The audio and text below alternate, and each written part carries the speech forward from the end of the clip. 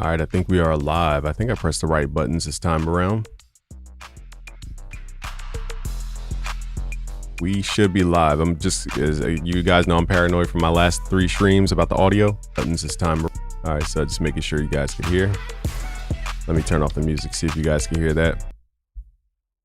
You guys know I'm paranoid from my last 3 streams. All right, so the music works. It works.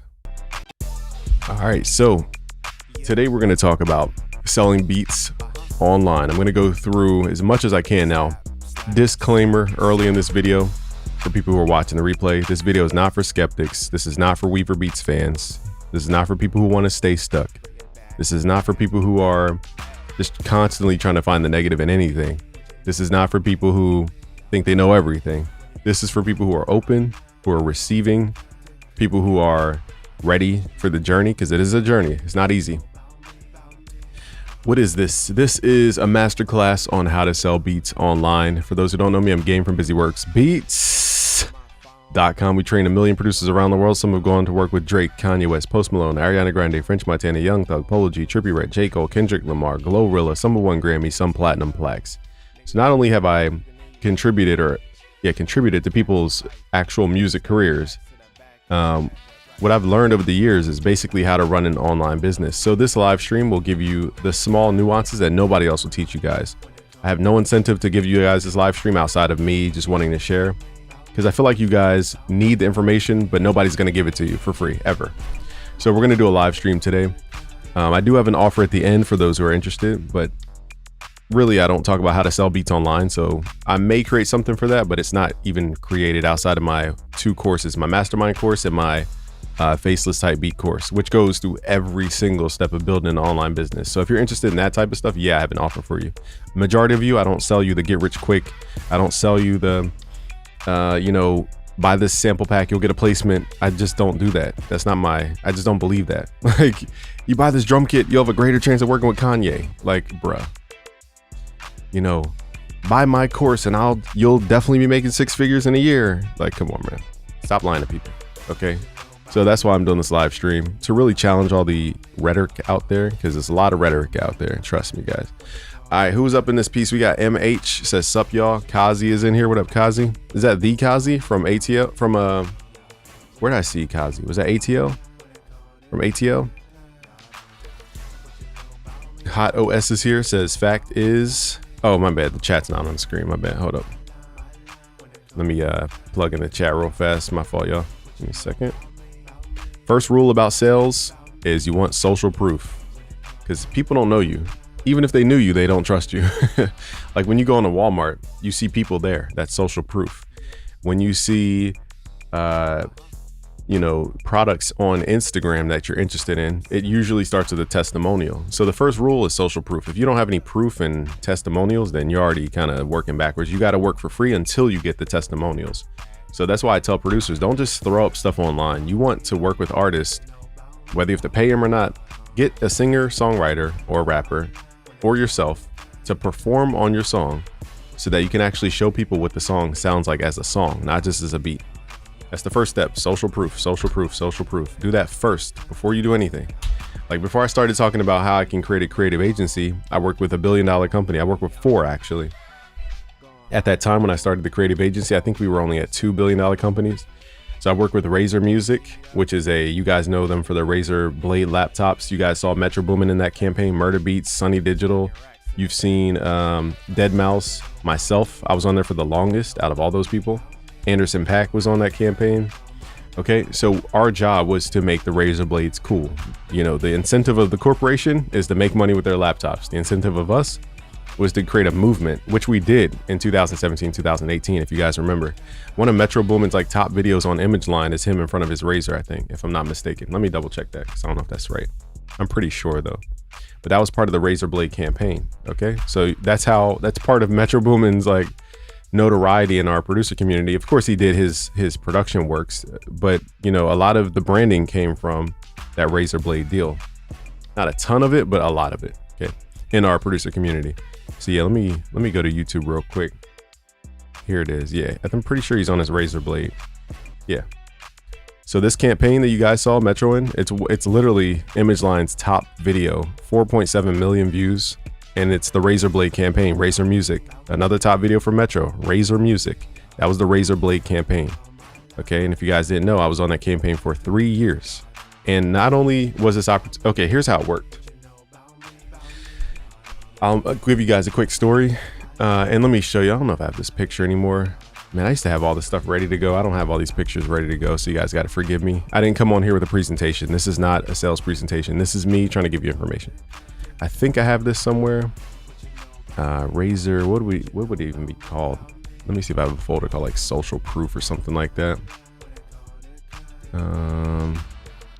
There's a picture of basically, let me just type in Razor, see if it pops up. I doubt it, but you never know. All right, so there's a picture. I'm gonna find it probably. And if you guys don't know, here's the agreement. I'm not gonna like pull up the entire agreement. Actually, let me check my screen real quick before. All right, so here's the actual agreement from Razor, signed in 2020. Influencer agreement. I've worked with $1 billion companies, Razor Music, for example. Sweetwater, $1 billion company. Okay, I've worked with Near Protocol, which is in Web3, $1 billion company, 5 billion at that time. I've worked with Avid, $1 billion company. They just got bought out by, I think, STG. So I've worked with the top of the top corporations. Is that funny enough? It's easier to work with the top corporations than it is to work with stuff at the bottom. It's the weirdest thing. It's way easier to work with the corporations because they're all about making their business run. People at the bottom don't understand business and they F up the business flow. So a lot of this stuff that you're going to learn today is unlearning. And let me do my shout outs real quick and then I'll get into a quick story about Razor Music. Stanley is in here. What up, Stanley? Trontanius. What a name.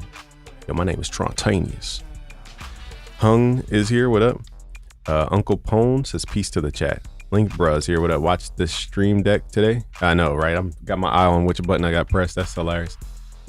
It's Stoop FFS says smash that like, people. Thank you for that support. Nimble's here. What up, Nimble? Fact is, I only did collaborations till today for reciprocal support. Never sold one beat. It's okay. You're building social proof. Webster Beats, what's good? Leighton is here. A1 Mills is here. So it's kind of like your girl, right? For example, for those who are in real relationships, do you think your girl right now would be having faith in you if you said you've never been in a relationship before? She's gonna see that as a red flag because you've never gone through heartbreak, you've never gone through frustrations, you've never gone through conflict, you've never gone through compromise, you've never gone through real life scenarios. So you might think, hey, I've never been with anybody. You might think that that's a great thing. In reality, it actually shows that you probably have less tolerance when it comes to the hard stuff of life. Now, is that a judgment over people? Not necessarily, but you guys got to understand, you got to have that social proof, even in relationships. So relationships apply to business, and I could teach you a lot on both sides in terms of the parallels. Beatology is here. Sleazy is here. What up? From South Africa. All right, so without further ado, what up, Webster? Let me turn this beat off real quick. Webster says, I find it hard to stay motivated to make beats and struggle with creating new sounds. Do you have any advice? Learn something new. You're probably not learning anything. I don't know. I'm you know, you gave me a symptom. I'm just diagnosing from a far point of view. What up, Epic Noah? Uday is here, says, brother, give me a 6-month roadmap for music production. I have a huge time daily for practice. Go to busyworksbeats.com/FL Studio. That will actually help you the most. How you say it? Malvasia. What up? All right, so again, let's start addressing some of the objections you guys will hear about BusyWorks Beats. I got to go through this for the people who don't know, because I know it's a little tedious when people keep hearing the same thing. But you're going to hear people say, BusyWorks Beats doesn't have any placements. Why would you listen to somebody who has no placements? And I'm going, okay, if I taught the people who have worked with Drake, Kanye West, Post Malone, Ariana Grande, French Montana, Young Thug, Polo G, Trippie Redd, J. Cole, Kendrick Lamar, Glorilla, have won Grammys and platinum plaques, and then you're questioning if my methods work, but it just worked for like 20 plus people, you know, you got to look in the mirror at that point.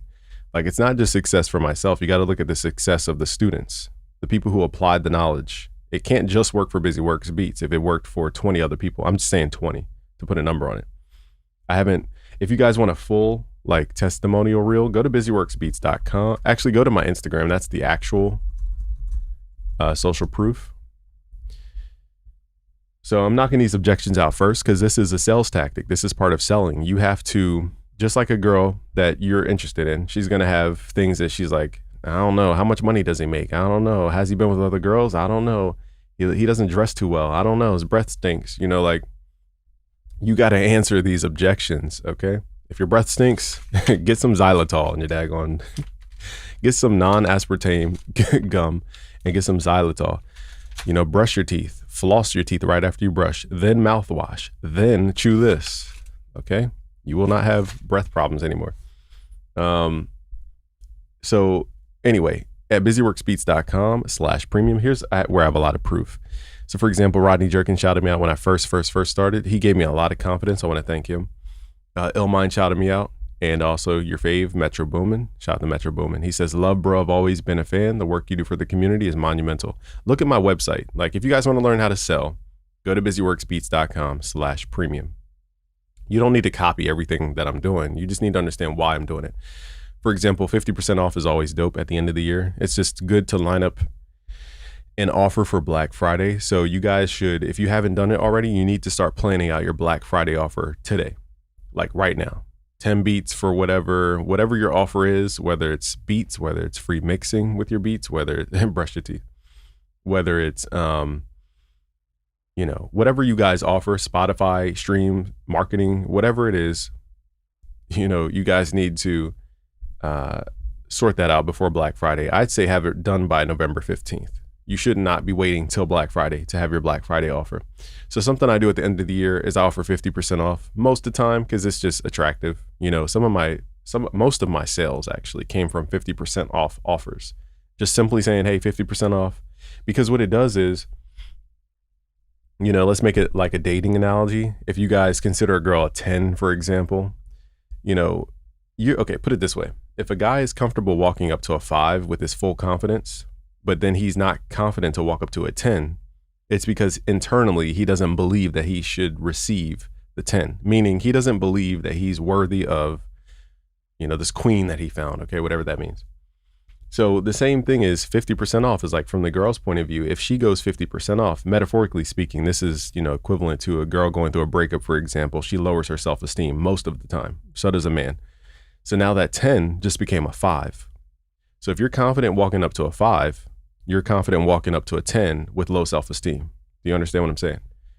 And that's how the customer views our product. Our product might be a 10 all year, but they feel like they're not worthy of getting it. Whether they get your product and they're like, man, I can't do it justice. I can't get recording time. I can't.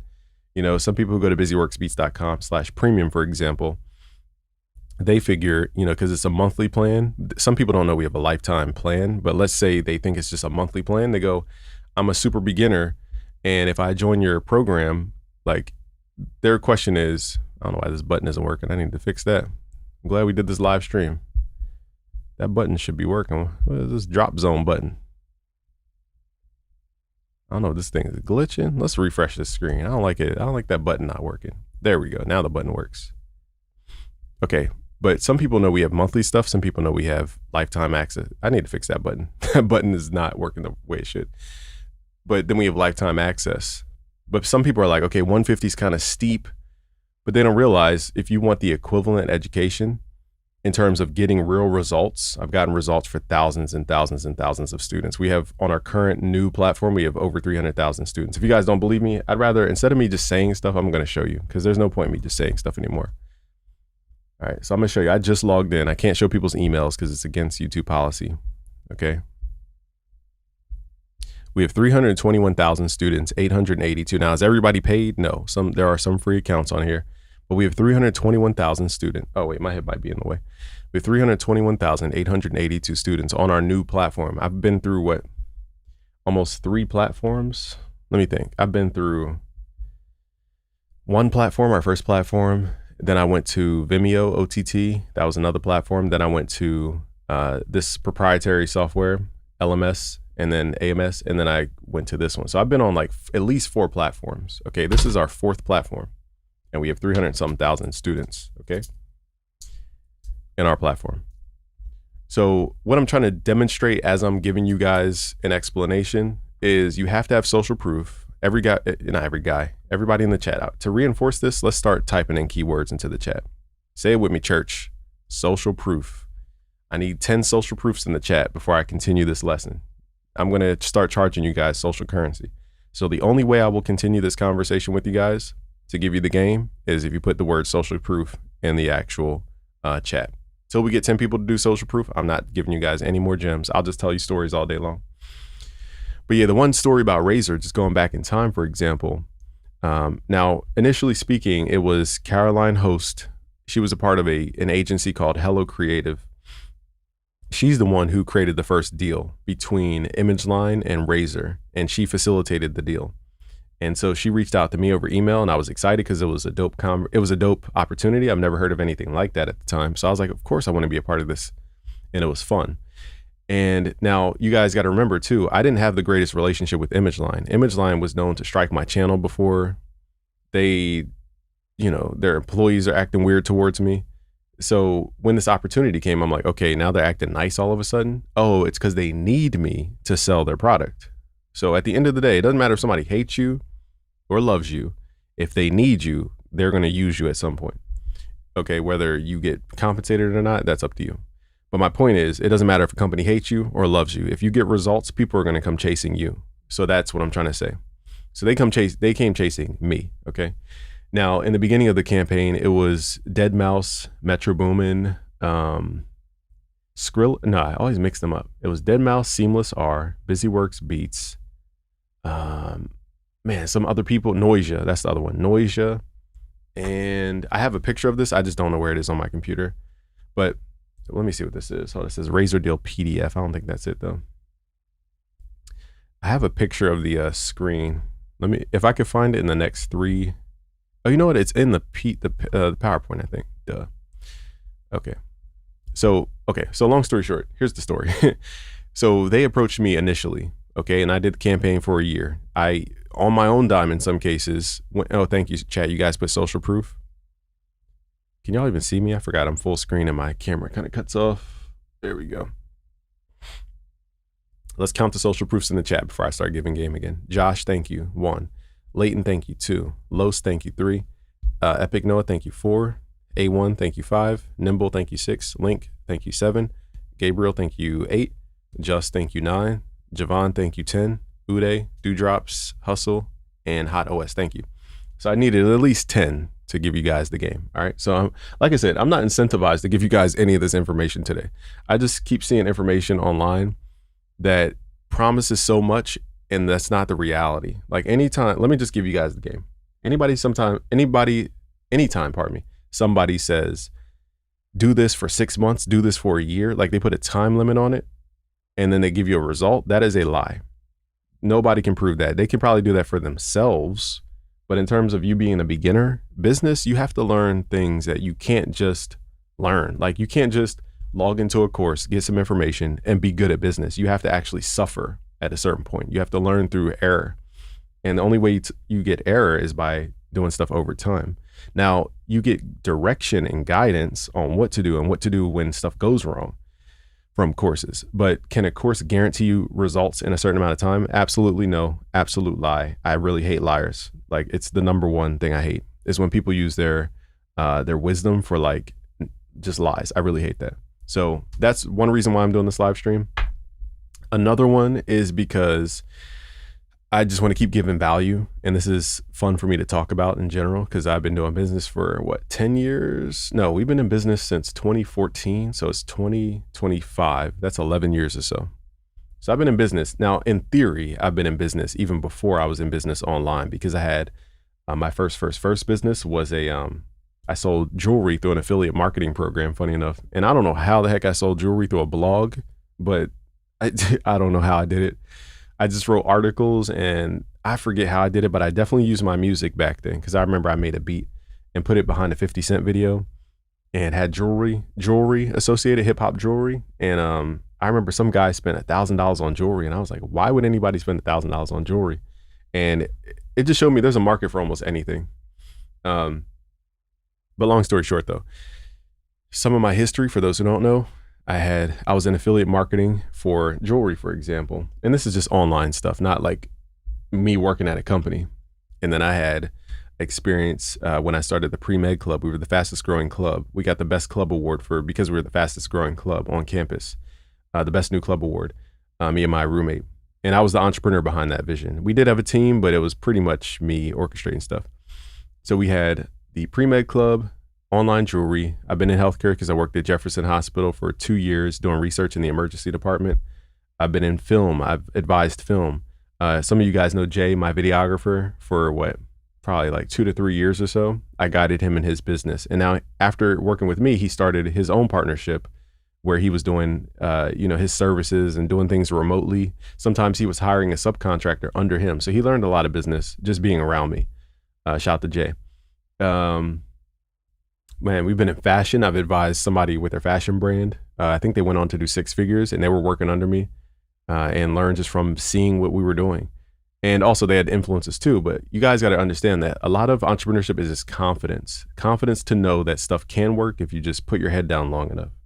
All right. So now let's get back to the gems. I gave you guys enough stories, but let me give you the concrete evidence. Cause again, we have a lot of skeptics out there and they're going to demonize people who are trying to give you light all the time. The reason they demonize it is because they see you as a threat. If you get the knowledge, you'll be better than them. That's how they see stuff. If you get knowledge, they think they'll be lesser than.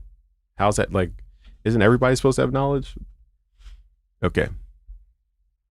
So let's open up this document. Now, after the 2016 story where Razer came to me for the brand partnership, that opened up a lot of doors with brand partnerships. A lot of people don't give me credit, which is fine. I'm not here to chase credit.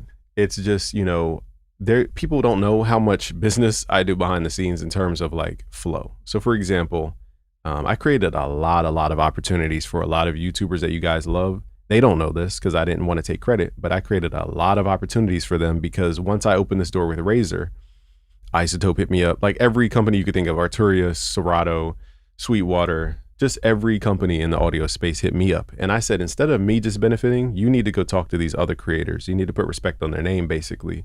And I upped the affiliate percentage for some companies like Melodics, for example. When Larry O worked with Melodics, I negotiated that at NAM. I said, if you guys pay Larry O, or whoever it was at the time, I'm pretty sure it was Larry O. I said, if you give him 80%, he's going to treat it like it's his business and you guys will make way more than 20% on your affiliate. These customers weren't yours to begin with. So even in content creation, I've opened up doors, but people don't give me credit because I don't try to be the credit guy. But I've opened up a lot of doors, even in content creation. So let's open up this presentation. We have to go through this because you guys have to learn how to sell and believe in yourself, but you have to have proof. See, confidence means with trust. Con in Spanish means with. Fidence comes from fidelity, which means trust. So confidence means with trust.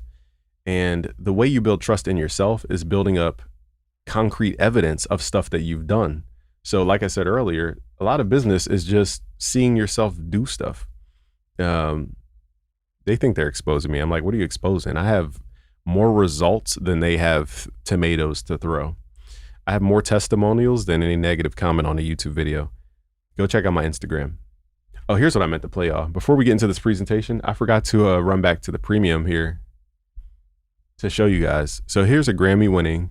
Now listen to how grateful these guys are. They're Grammy winning producers. This one's Link Music. He's a Grammy winning multi-platinum producer. He sent me a voicemail. Hey, for sure, man. Blessing talking to you, man. You're the OG, man. I used to watch all your videos back in the day, bro. It's crazy. You're the gold, man. All right, he's Grammy winning, plaque laden, and he got that far not because his music skill alone. It's because he's a grateful person. So people want to work with him because for sure, man. People like to work with people who are grateful because they know that you appreciate the opportunities and they keep flowing opportunities because you appreciate it. Appreciate, the word appreciate does not mean thank you. The word appreciate means to raise the value of. Like when your real estate appreciates, it goes up in value. When you appreciate someone, that means you're raising their value. If I say I appreciate you, that means you're raising their value in your eyes through whatever means. Now here's Slim Farrow. I want to thank Slim Farrow. He's a Grammy winning multi-platinum plaque producer. Now he just wrote a message. He didn't send an audio. This one says, started years ago by watching your tutorials, legend. And I want to thank him for that. And then you guys can go to his page. He's worked with Travis Scott, Chris Brown. Who else is on here? Chris Brown, Travis Scott.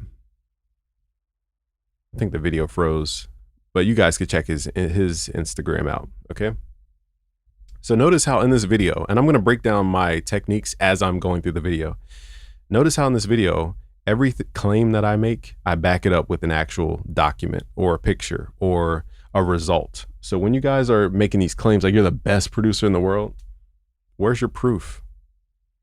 You know, if I say, you know, you learn from busyworksbeats.com/premium how to make beats like the pros. Well, how many pros have I created? You guys can go to my testimonials. Go to instagram.com/busyworksbeats. I have at least 3 highlight reels of 100 testimonials each about students who are successful in the music industry who attribute a lot of their education to BusyWorks Beats. Am I saying I educated them about everything? No, I'd be crazy to think that. But notice how I'm constantly, as I make a claim, I back it up. I make a claim, back it up. That's called proof. Now, confidence means with trust. So the only way you guys get confidence is having trust in yourself. How do you build trust in yourself? You build up a history of success. Well, it could be the smallest thing. Like I learned how to kick a soccer ball. I kicked the soccer ball in the hoop from a half court. I can do it with my eyes closed. You have to build up a transactional history with yourself, okay, to get results. Okay, so now that you guys understand that, let's open up the Razer deal. Again, the way this worked was in 2018 or 17, I forget the exact year, 2016, they came to me with a deal. And I said, great, let's do this deal for a year. Now, the second and third year, that's when I went to Razer, okay? And I did a deal on my own, okay? So I pitched them. Here's the pitch deck I used. So here's the PowerPoint from, I think I updated it in 2020 because I was doing a presentation. So it's not from 2020. Let me see. It might have been 2020 actually, now I'm thinking about it. So again, I'm not trying to present anything. I just want to show you guys, like, this is called sales, but you're doing it to corporations. This is called a pitch deck. Okay, so in the chat real quick, here's a new term you guys got to understand. If you guys are talking to companies, let me see you guys type in the word pitch deck. So before I give you guys the game, I need to hear the term pitch deck 10 times. You said Gengar's in the background. Prosel Suf, social proof. We appreciate your pro bono work. Shout out to you. What's your view on sync licensing?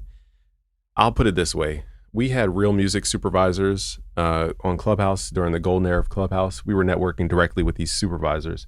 And here's a good thing is they do want to break new artists, because new artists who break on their film gets the credit of breaking a new artist, and it pulls in even more attention over time. So the good news is that films do want to break new artists who are unknown.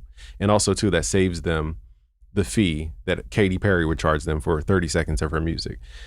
The bad side of film is they don't want any loops, no splice, no Apple loops. They don't want AI music. They don't want anything remotely from somebody else. They want you to create everything. And to be skilled enough to do film work, you got to be a real composer. You can't just hack your way through blues. Like, you have to know how to actually play. You'll realize very quickly a lot of films sync. Like, if you watch a movie, there's not trap beats playing in the movie all the time. Like, I don't know why people think trap beats are just in movies all the time. They're not.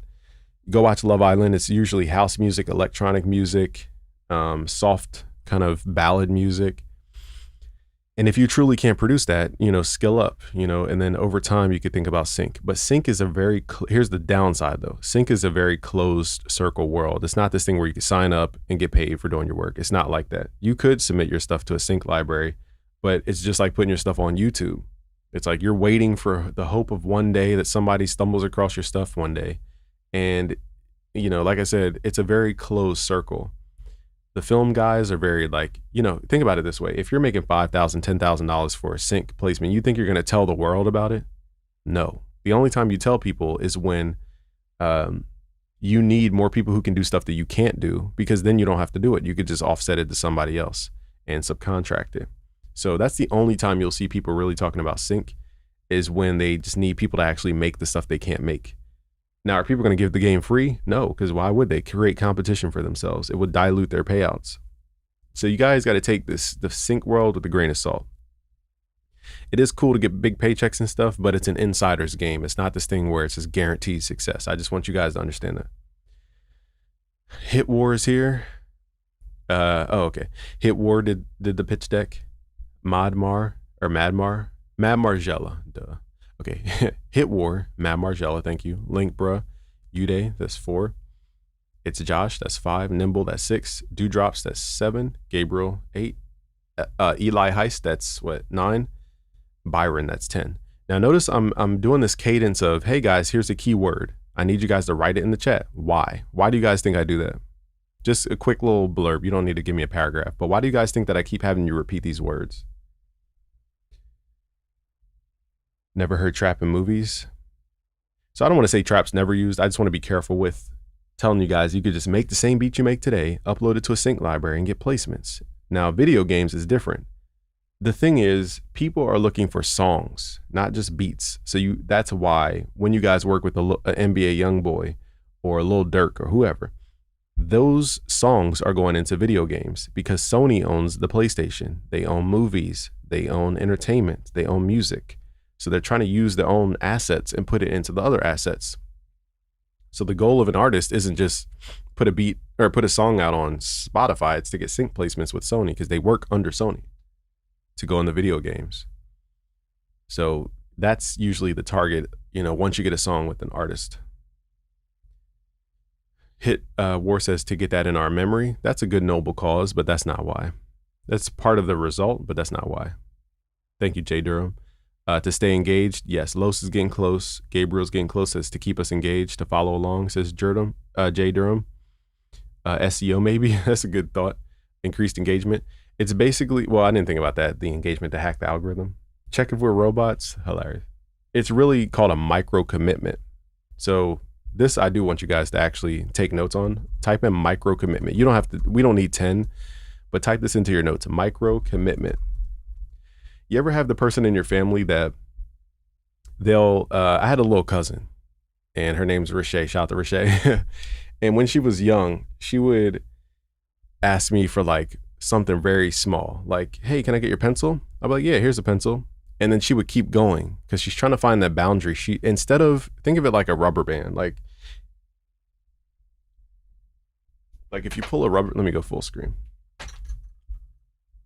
So a lot of, now this is also people who have issues with their parents coming up about rejection. They tend to do stuff like this. It is a manipulation tool. So I just want you guys to understand this. Okay, so instead of somebody asking you for $10,000, that's taking a rubber band and going like, the rubber band's gonna break. But as you guys know, a micro commitment says, okay, hey, can I get a pencil? You don't even feel the tug because there's no resistance, right? And then they might ask you, hey, can I get your bag of gum? No problem. Boom. Now they're pulling a rubber band, but they're not creating the perception of resistance. And then they go, hey, can I get $10? Boom. So you're not feeling the resistance here. You're not feeling the need to push them away. It's called aversion, pain aversion. So they might go, okay, can I get $50? Boop. And now they're starting to stretch the tension. So now they see how far they can stretch the boundary. So now they go, hey, can I get $200? I'm going to this prom or whatever. And now it's like this. And now they're like, hey, cuzzo, can I get $2,000 because I'm going to college? And that's when that rubber band, they find that boundary. So this is, again, a symptom of people who were denied a lot as kids. They tend to use this manipulation technique to see how far they could push you because they're too afraid to ask you up front because they're trying to avoid the resistance. They're trying to avoid the rejection. So we call this I moved the chat, hold on. We call this micro commitments. So a micro commitment is to basically stay under the radar. So I'm getting you to approve of this message over and over and over again. You just don't realize it. And the more we become alike, the more you resonate with the message and the more you accept the message. If you resist the message, it's similar to like diabetes 2, for example. Diabetes 2 happens because the cells are rejecting the sugar. They don't have enough receptors to receive the sugar. So they reject the sugar and the cells can't get the sugar and the cells start dying because they need the sugar from the blood. So diabetes is basically the problem of the receptors not receiving the sugar. And our goal is to not cause resistance. And resistance happens when you have an obvious threat. So a micro commitment's job is to help you avoid something being perceived as a threat by slowly introducing something. You guys probably heard this analogy where pimp tactics. You guys have probably heard this analogy where, you know, you put a frog into hot water, it'll jump right out. Now, if you put a frog into lukewarm water, it'll be chill. Now you slowly heat it up. You slowly heat it up like a lobster, and then it doesn't even realize the water's getting warm because of contrast. Whenever you have a stark contrast between two things, people either reject it or they accept it.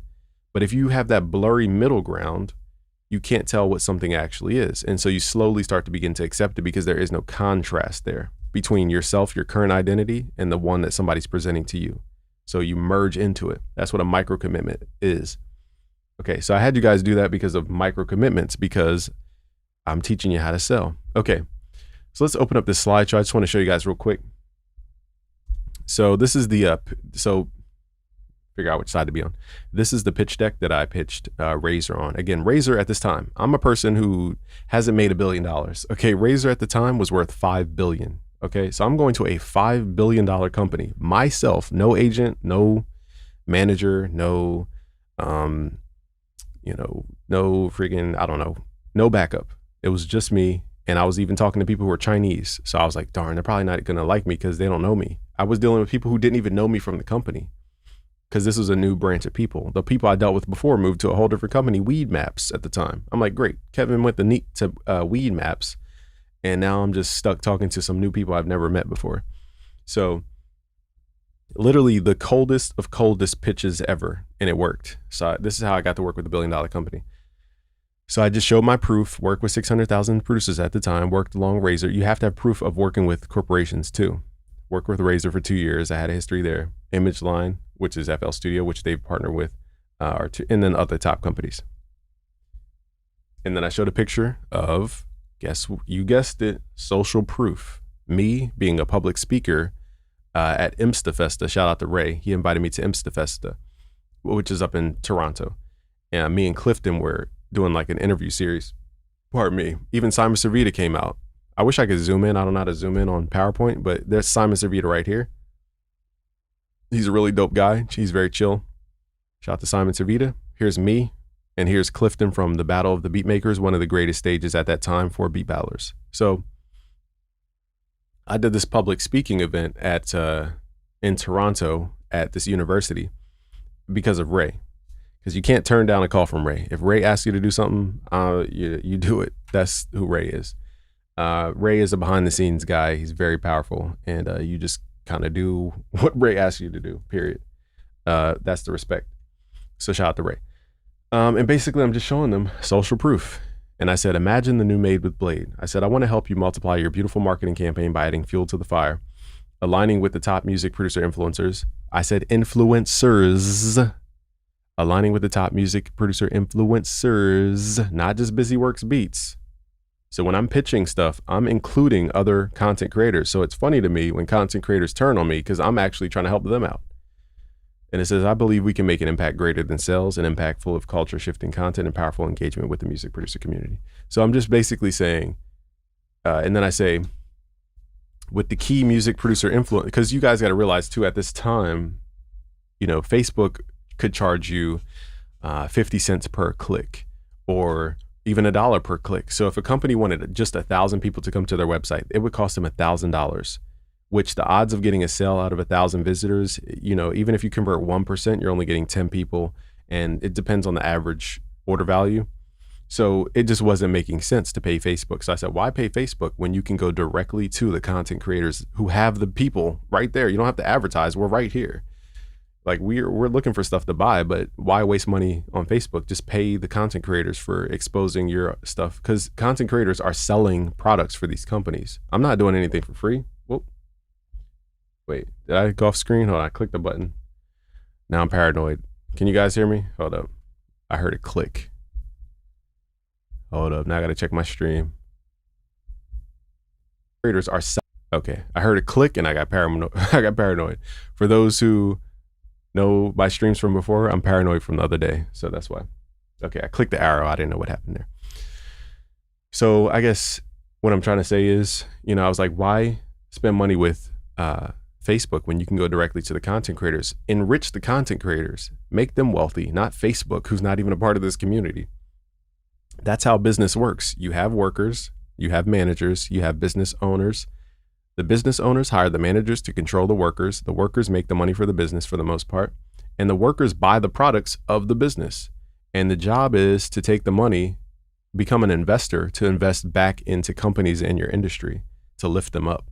That's kind of how the economy works, is we have consumers, we have investors, producers, consumers. And then once you get out the consumer life, you go to more of an investor life where you put the money right back into the community. Anyway, that was my sales pitch. And this is the Cymatics event down in Atlanta. They invited me to speak alongside of Jay Black, Triz, and I think it was just us three. And then it was Steven on the stage. So we had a lot of people there, a lot of love. So I'm just showing, like, all these events, we have a lot of people pulling up. So here was my game plan. Basically, my game plan is to galvanize content creators because we all have the audience. Why are we competing against each other? We're already talking to the audience. So it's a biblical principle. It says, anyone who causes division in a community is basically a sinner because you're destroying the community.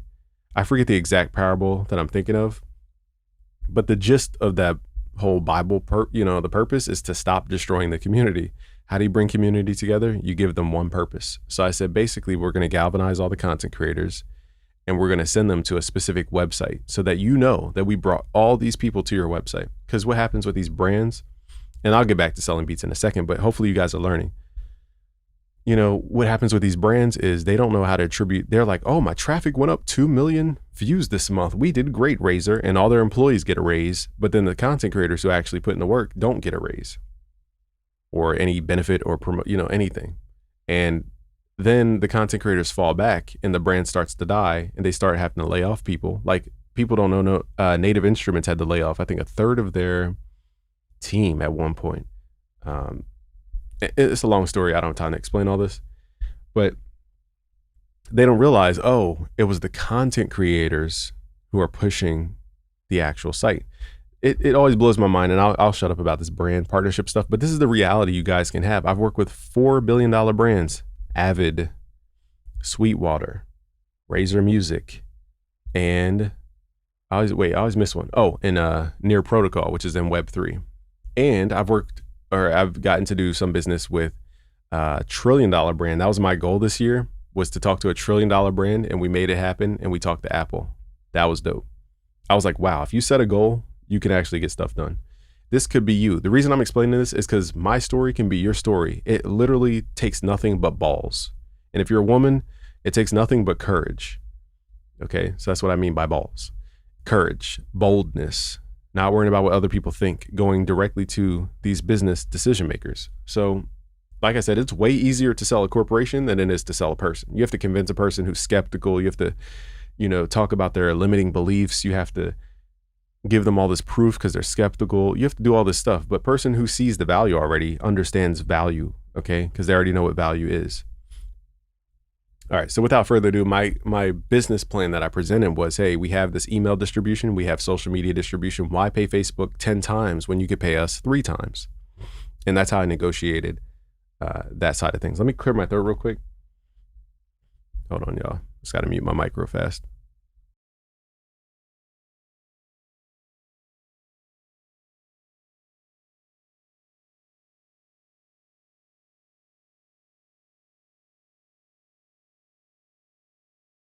My bad, y'all. Had to clear my throat. It was like a weird little situation going on. All right, so since girls have balls too, initially we're all, funny story, we're actually both genders we're pre both genders. And depending on how much androgen you're exposed to determines if you're going to be male or female. So hopefully you guys understood that. You're both actually in the early stages of a fetal development. You can be both, girl and boy. It just depends on how much androgen exposure you were given as a baby. That's what determines if you're male or female. So anyway, that was a random fact. I study biology in pre-med, so fun fact for you guys. All right, so that was the goal. Galvanize content creators, send them directly to the website. We get credit because they can actually track the attribution. But one thing that was always funny to me is like, they won't pay content creators. Some companies won't pay content creators, but they'll pay a salaried employee to manage the content creators who are getting the results. And that made no sense to me. So I stopped working with companies who never offer money because they don't understand value. If we're creating money for a company, we deserve our cut, period. So stop giving these companies free traffic for nothing. So here I was just explaining the products that we were going to promote: the Razer Blade, the keyboard they had, the Elite mouse, and their mouse pad. All right, so notice the picture I have here. Top tier influencers is me in front of a Lamborghini truck. Now, it wasn't my Lamborghini truck. I haven't gotten to that level yet where I could just spend frivolously on a Lamborghini truck. That was Nas Moore's Lamborghini. He's worked under Murder Beats, and I forget his team, Murder Gang. So that's Nas Moore's car. Bricks was there. I met Bricks out in Hollywood, California, and that's his friend. And he just let me take pictures in front of his car, which was really nice of him. So thank you for that, Nas. But it was a dope. I didn't even get in the car. Everybody else got to sit in the car. I don't know why I didn't sit in the car. But yeah, that was dope. It definitely showed me, wow, Lamborghini makes some nice stuff. A Lamborghini truck is really nice. Probably one of my favorite cars now. So anyway, I'm showing social proof of like status and some of these things. Now, corporations could care less about status. The goal of corporations is that you have proof of results for corporations. So here I got interviewed by Sweetwater. Here's me and Young Guru. Shout out to Young Guru. He said, I think his son used to watch my stuff. Shout out to Young Guru. Now he has his own academy with, I think it's Rock Nation. I might be making that up. Sorry, Young Guru. I'm freestyling right here. But now he is basically his own academy, Young Guru. Here's where I broke the YouTube algorithm at one point. We got over, it maxed out the percentage of growth that we had on a video, basically. The first 3 days we had, first 3 days, this can't be real. Wow. First 3 days I had 130,000 views. That's nuts. Wait, first 3 days compared to your typical performance. That's nuts. Wow. I didn't even know that. That's pretty epic. So the first 3 days I had 100,000 views on this video. I definitely broke the code. And I think this is shortly after I did my YouTube course, which I have at busyworksbeats.com/premium. And I was so in the YouTube vibe that I learned the pattern of YouTube. And shortly after, I got this crazy video that just popped off. Here's the old stats. 100. This is at the 100 million view mark. What is this? You know, almost $250,000 in revenue just from YouTube. 600 something thousand subscribers at that time. This is just YouTube stuff. Okay. Here's me in a room with Diego Ave. Shout out to Diego Ave. Excuse me, Go Grizz. You guys know him for a lot of his, I think he's from Memphis, a lot of his Memphis records. Here's Swish, Jay Swish. And then you got Nas Moore in the back here who worked on the Murder Gang. And you got Bricks, and we're eating Chick-fil-A. And Bricks, you know, combined, these guys have 10 billion streams. So the question is, how am I even in the same room? If I don't focus on placements, if I don't focus on, you know, getting in the studio sessions with the artist, then how am I even remotely in the same conversation? It's because when you get to a certain level, it's not about the artists you've worked with. It's about the value you bring to the table. And value it varies. And here's the schedule at UAD.com where I was doing a presentation for UA, one of the top audio companies here. Okay. So notice how you guys, I'm showing constant proof, results. You can't refute proof, results. No, I'm constantly doing that. Okay. Because underneath the hood, a lot of us consider unknowns as a threat. Not that the unknown is scary, but because it's not defined, we automatically define it as a threat. So your number one thing with your audience, who you're trying to sell beats to or music to or services to, they're going to have these subconscious blocks, we call them, or objections. Here's another word to write. Here, we need a crowd participation moment.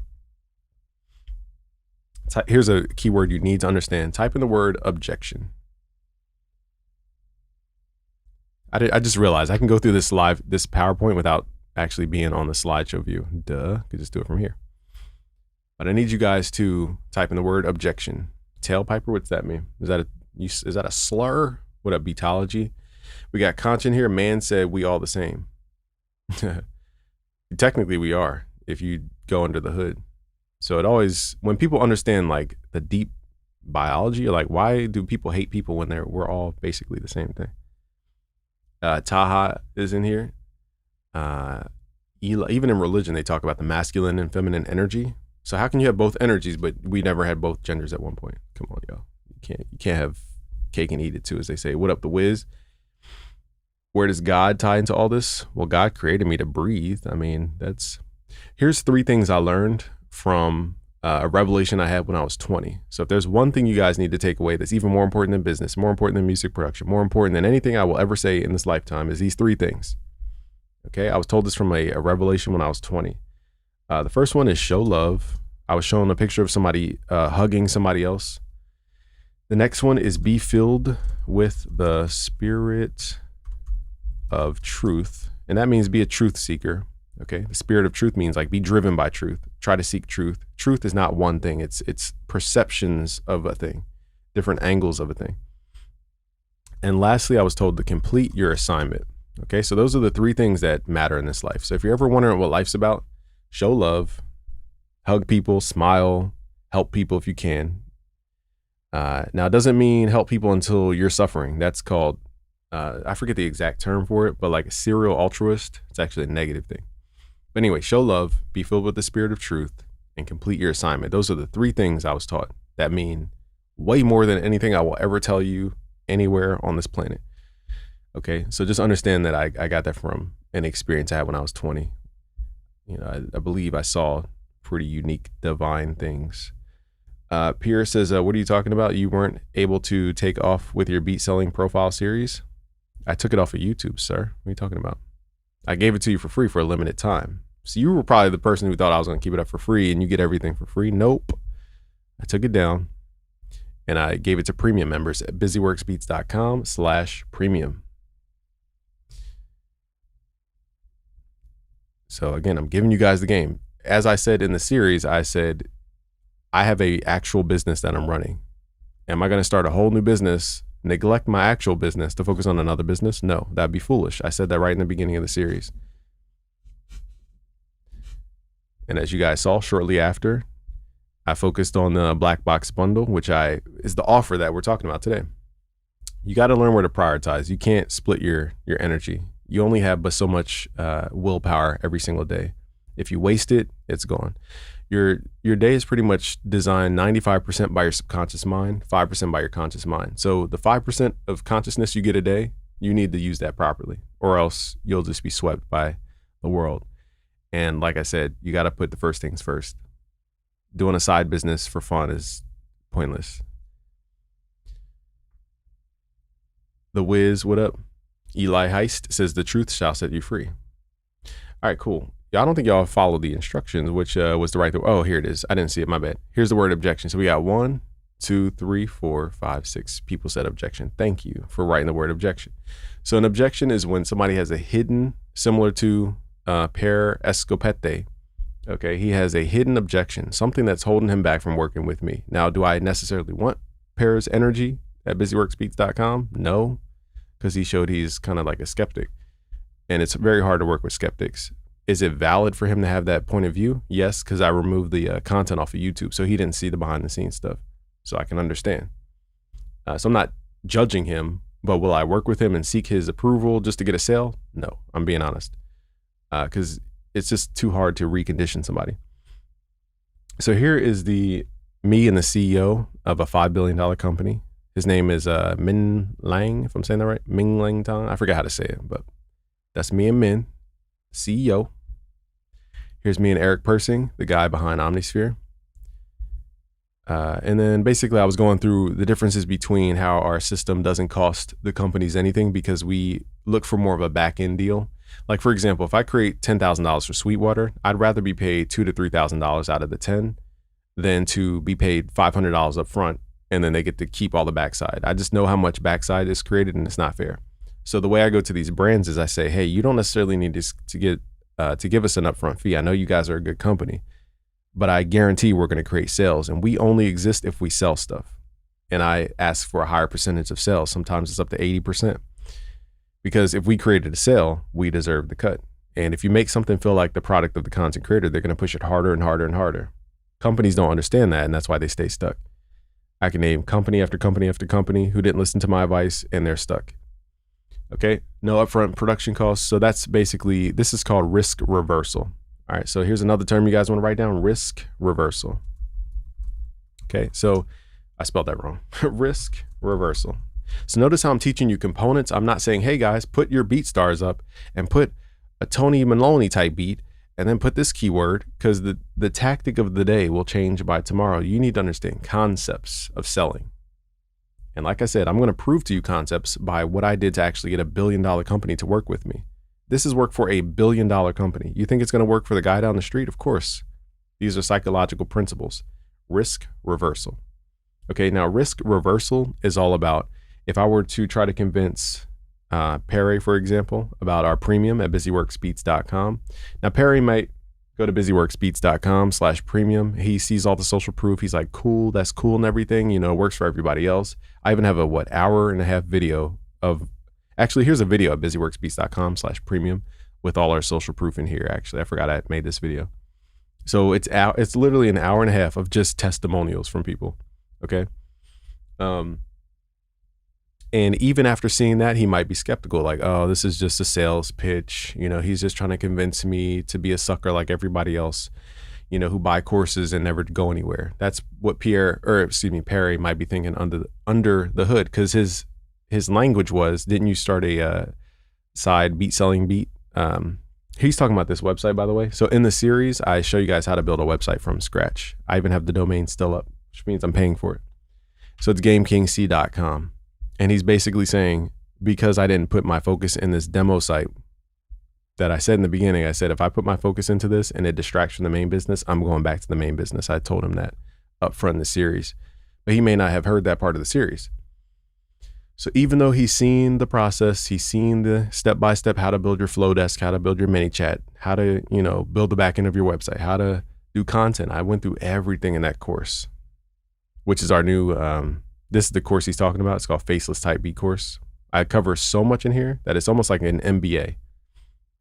Okay, it's like a Master in Business Association outside of accounting stuff. Okay, and legal advice. I don't give accounting advice or legal advice. So this is not advice, and it's not fiduciary responsibility for myself. So I don't give accounting advice or legal advice. But even if he saw all these courses, he's like, that's cool and everything, you know. He's like, he saw all the social proof. He's like, whatever. Then he sees the price and he's like, man, what if I pay this $147 and it's too advanced for me, or it might not apply to my DAW, or I don't want to make that type of music. You know, he has 1,001 things he could say to himself. Or he could say, hey, BusyWorks Beats doesn't have any placements. Even though that's what I just said about the students, they are the ones who go out to seek studio sessions. So he could have all these objections, is my point. But we have to give him something that says, even if Perry gives me $150 today for lifetime access at busyworksbeats.com, I need to give him what's called a counterbalance. Okay, so a counterbalance is called risk reversal. Anytime you do a transaction, think of it this way. When you guys, who here like has rented in their life? You could just type in me. I'm just trying to see who can relate. This isn't a psychological thing. If you've ever rented in your life, comment the word me. All right, and I don't have a script for this. I'm freestyling all of this because this is a principle. Selling is a principle thing. There's no script for this. There's no presentation. There's no book. You have to embody this stuff. And the only way you embody this stuff is to understand what it is. If you don't know what a risk reversal is, you're always going to be copying what Alex Hormozi did because it worked for him, but you don't know why he did it. You're just guessing. So the Wiz has rented in his life. Link Bros rented in his past. So you guys know for rent, for example, you have to give them what's called a deposit. Why would you have to give a deposit to a landlord who charges you rent every month? Because the deposit is similar to escrow in real estate. You give them a counterbalance in the case that you were ever to run off. Okay, this is called risk reversal. You're giving them cash up front so that if you ran off and never paid rent again, they could at least pull from that cash to survive for one more month. It gives them time to find a new tenant. That's called a risk reversal. There's a counterbalance. You're getting a house, but you're also giving them a deposit. So think about a car. Who here has bought or leased a car? When you buy or lease a car, the collateral or the risk reversal in that case is when the financial institution holds your title. So for example, I banked with Chase at the time and they did the financing for my car at the time. And I was paying monthly to Chase, but only until I paid off all the car payments did Chase give me my vehicle title. Okay, which means it shows proof that I own the vehicle. If I didn't hold the actual title, Chase owns the vehicle. Only until I pay off the payments do I own the vehicle. That's called risk reversal. Every transaction, every good transaction has a counterbalance. So instead of Perry saying, hey, he's taking my 150, I got scammed, I can't apply this because I'm not advanced enough, or I can't apply this because this is in my DAW, or I can't, any kind of excuse he could think of to justify the fact that he got scammed, I'll say. Here's what I do. I give them a risk reversal. I say, guys, you have a 30-day money back guarantee. In 30 days, which is an entire month, if you decide that this information is too fast for you, you don't like my personality, you don't like my jokes, you don't use FL Studio, you don't think there's enough Ableton stuff, you don't think there's enough Logic training, you don't think the mixing techniques are high enough in whatever advanced category of mixing you're trying to get into, then you can say, okay, game, I'm going to email your email right here at the bottom, info@busyworksbeats.com, and I'm going to simply ask for a refund. That's called risk reversal. I'm basically saying, yeah, you can give me 147, but I'm giving you an invisible voucher called a refund. So if at any time you feel like this transaction wasn't for you, you can always exchange back to get, give me the refund voucher and I'll give you back what you gave me. That's called risk reversal. I believe in my product so much. We've created so many successful students that, I'm not afraid to offer a refund after 30 days or, a 30-day money back guarantee. I'm not afraid to do that because we've had so many people pleased with the product. I have 320 something thousand people on the platform. Of course, you're going to have some people that don't like the platform. That's just the nature of people. Like some people are going to even say that they're going to go to their bank for a chargeback and say they got scammed, which is a complete fraud activity, but some people are going to do it. You have to be ready for this as an online business. This is going to happen. But as I said, when you build confidence in your product, I've helped people who are beginners, absolute beginners who know nothing about anything. I've helped people who are Grammy winning. So there's room to help people on every level. It does not mean that you have to,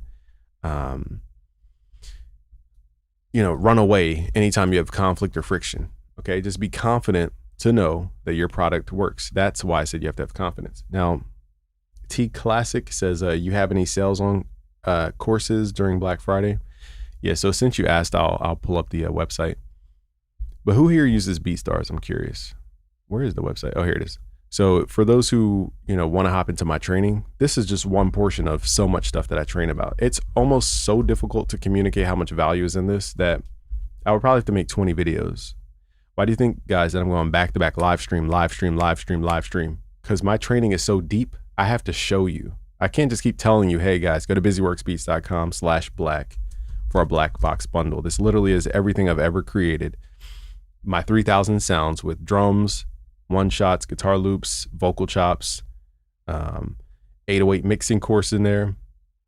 It has 80 plus of my courses. So I think we're at 85 courses total. 85 courses. Like if you guys want to be sharp in sound design, online business, music production, mixing, mastering, what else is there? Music theory.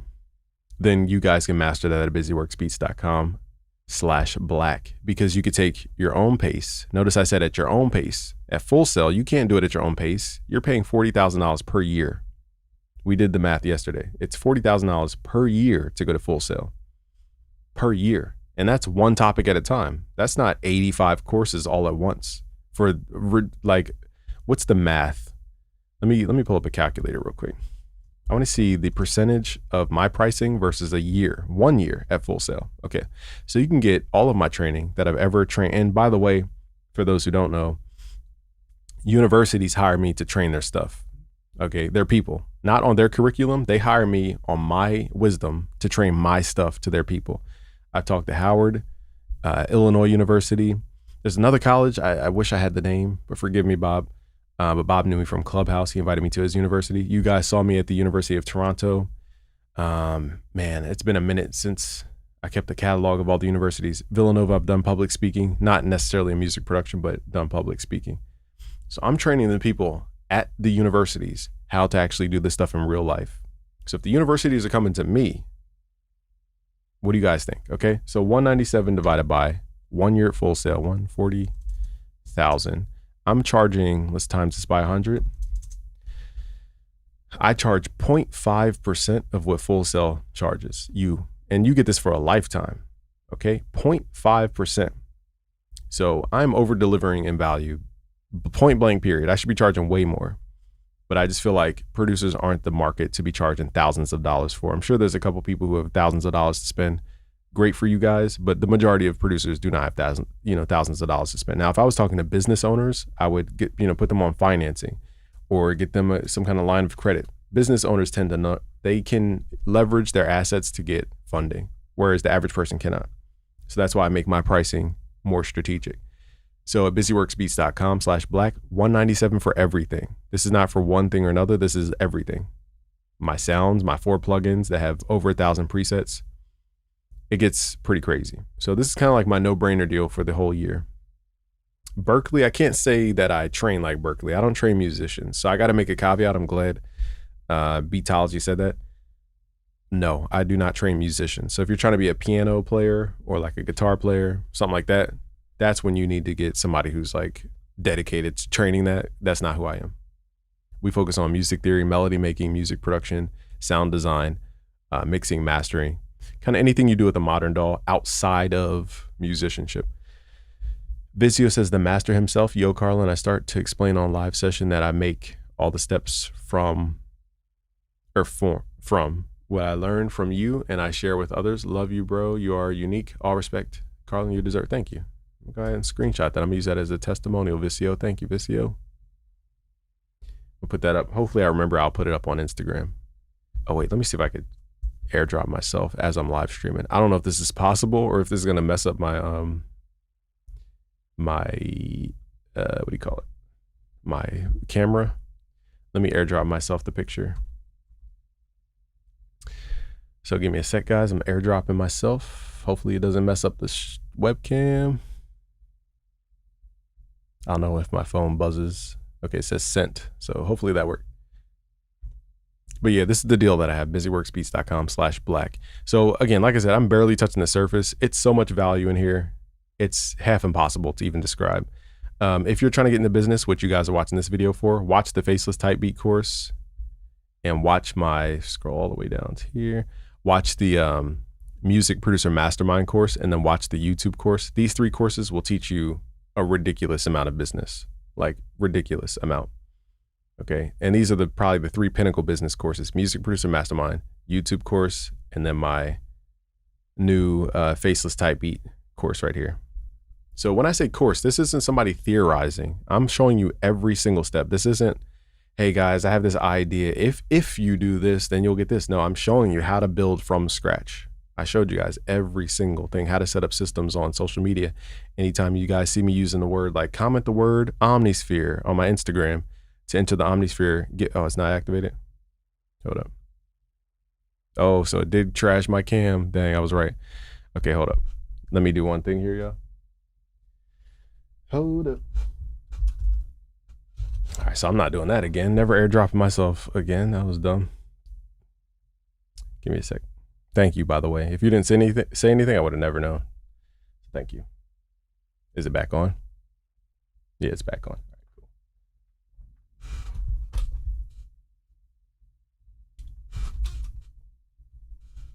All right, like I said, this is not scripted. This is not some bullcrap presentation. I'm literally trying to put you guys on game. And this is free. Teaching you guys how to sell. If you can't, so here's one other objection. People are like, you haven't sold hundreds of thousands of beats. Firstly, my students are the ones who go out to the sessions. They apply the knowledge, they get results. Secondly, if you can't, sales is different. It's not like music production. It's not like somebody who sells vacuums and they're trying to teach you about how to make beats. That would be different. You know, with sales, you need to learn how, why is my thing all glitchy now? Hold on, I'm trying to see why my camera's all glitchy. I guess you guys deal with my Roblox self. That's gonna bother me though if it keeps glitching like this. I guess it's not too glitchy. But what up, Wingman? When you learn sales, you need to be able to sell not only in music, you need to be able to sell to corporations, you need to sell to people, you need to be able to sell anything. So what I'm teaching you is a skill you can apply to any category. It does not need to be music. And this is the skill. Once you understand this is what Jesus was doing. He was basically a salesman. He was God's salesman. He learned how to persuade people. That's what Jesus was doing. So once you understand that craft, you could pretty much do it anywhere. The only difference is you have to learn the product of that specific industry. You said, The Wiz says, if you ever want to know why BusyWorks Beats was so successful and is pretty much a staple in the producer community, just think about this. The youth is the best distribution network on earth. I didn't think about that. That's an interesting thought. I guess, yeah, when you train the youth, they end up being the people who are running stuff soon enough. I just never thought about it that way. I just wanted to help people. And it just turns out that the most people were the younger guys who just were getting started. All right, so let's continue the conversation today. You said, I see price anchoring along with, there's also, if we wanted to break down the sales page, I'll even break down my own sales page. It's right here, 50% off, like I said earlier. It's like if you approach a 5, you're confident in terms of approaching a girl. But if you approach a 10, you might not be confident. So if a 10 has low self-esteem after a breakup, then you might approach because she appears as a 5. But you see the value is higher than a 5, so you pursue, right? So the same thing here is I'm saying, hey, busyworksbeats.com/premium is a 10. I know you're probably scared to hop in because you think it's high paced and you think it's just too much to take in and too much to learn, but you can actually go at your own pace. And I'm going to incentivize you to actually hop in. I'm going to give you 50% off. Now I'm the metaphorical low self-esteem 10. So now you feel comfortable approaching a 10 and a half, 10 divided by 2, which is a 5. But the value is a 10. So 50% off tends to draw people who are just too scared to take that leap. And this tends to work a lot towards Black Friday as well, because it blends in with other offers. Then we have here what's called social proof. So this is, I'm showing where I've worked with billion-dollar brands and all types of audio companies. And then you have social proof from your top favorite music producers on the planet. Rodney Jerkins, who produced for Michael Jackson, Britney Spears. Illmind's produced for movies. He's produced for J. Cole and Drake, I want to say. And then Metro Boomin has produced for pretty much anybody you could think of. The Weeknd all the way down to, I don't even know all his credits. Metro's just Metro. He's just a GOAT. Okay, then you have then you have a list of artists that my students have worked with: Chris Brown, Travis Scott, Ariana Grande, French Montana, Drake, Kanye West, Post Malone, Young Thug, J. Cole, Kendrick Lamar. It just goes through all the results. So there's at least 1, 2, 3, 4, 5, 6 layers of social proof before I even get into my spiel. Okay, so social proof supersedes pretty much most of anything. And then you have the 7th piece of social proof here. Here's why. Okay, I'll break down the sales page because the Wiz understands this, but for everybody else who I haven't really gone into copywriting yet, so I'll just kind of say it now and you can refer back to this. Whenever you say here's why, you're explaining why. So if I just gave you $1,000 and I'm like, here, Wiz, you're like, why are you giving me $1,000? Did you sell drugs to get this? Like, is this dope money? Is this illegal money? Like, why just give me $1,000? But if I said, hey, the Wiz, I just hit it big at the casino and he's like, man, I just want to celebrate. Here's $1,000. You'd be like, oh, okay. It makes sense. You explain where this stuff came from. So I say, here's why I even do what I do. Okay, they're very important. Whenever you offer something that's a little too good to be true, you need to say why, because people are going to find skepticism in that. I'm signing up. I'm convinced. Appreciate your work. Thank you, T Classic. Again, you have 30 days to refund I'm not here to sell anything. I'm here to give you guys value so that you understand there's a difference between what I'm saying versus the nonsense you guys hear on YouTube. Okay. Now, am I a billionaire with $100 million companies? No. So if ever a billionaire came in with a $100 million company, $10 million company, then I would shut up immediately. I would let them talk. But where we are right now, I just feel like there's a lot of people talking that have no idea what they're doing. Maybe they have some idea. I can't say no idea. They have some idea, but they don't understand the macro vision. And I'm trying to give you guys tactics so you could actually take it. The Wiz says, here's another gem. Santa Claus was viral before going viral. That's funny. Be the first stop, make it simple enough to copy and make it feel like joining a tribe. Yeah, you're getting into the deeper stuff. And I wish I can go deeper with psychology and everything. But yeah, you definitely want to understand that people naturally categorize in tribes. They find identity. If I say I'm a music producer, then that's a certain identity. If I say I'm a beat maker, that's a different identity. So it gets very different. I'll just keep pushing forward because I don't want to go too deep into psychology. But yeah, to T-Classic, just email me, info@busyworksbeats.com. If you ever find it too complicated, if you ever figure like that I gypped you or whatever, we have so many students. I want to make sure everybody is being dealt good business here. All right, so what else were we going to teach today? I kind of forgot why I was even on this page. I guess to show you guys the premium. Let me also show you guys some more social proof. All right, so here's the Meta ads. So here's another lie you guys are going to hear, that if you just put money in ads, you'll be successful. Who here has heard that lie? If you just put money in ads, that's all you need is just better ads, right? That's what you guys hear. Just put yes in the chat if you've heard that bullcrap. The macro game is where I struggle the most. It's okay. You're not going to see, if you're in the forest, it's hard to see the forest as a whole thing when you're in the forest. So I understand. Sometimes we haven't worked our way out of the Minecraft forest, metaphorically speaking. We haven't built the tower to see the forest yet. Yes. Okay. So ads. So let me just show you guys, because you're going to hear a lot of people try to, like I said, you're going to probably hear more haters online about me. If you guys go to my Twitter, actually, fun story real quick, little story.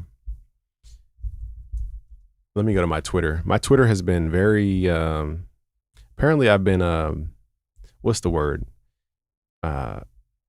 Agitating. I don't know. I'm just saying stuff on Twitter and people are just responding to it. Like, I don't know. So something that blew up recently, and of course, Weaver Beats tried to throw in his little pepper because he's trying to find relevance, which I wished him a speedy recovery because he just had knee surgery. So I know they give you stuff after knee surgery. So maybe that got to his head. I'm just wishing him a fast recovery. But let me find that one post. Let me just go back to the beginning. So here's what I said on Twitter for those who don't have Twitter.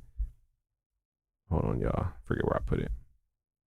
You would never guess that this would blow up. Okay, so I put one sentence, y'all. One sentence, November 4th, so 2 days ago. Here's the one sentence I said that riled up the community, apparently. I said, if you have to mix your beat to sound good, you're using the wrong sounds. As you guys know, as a music producer, I don't need to mix this piano.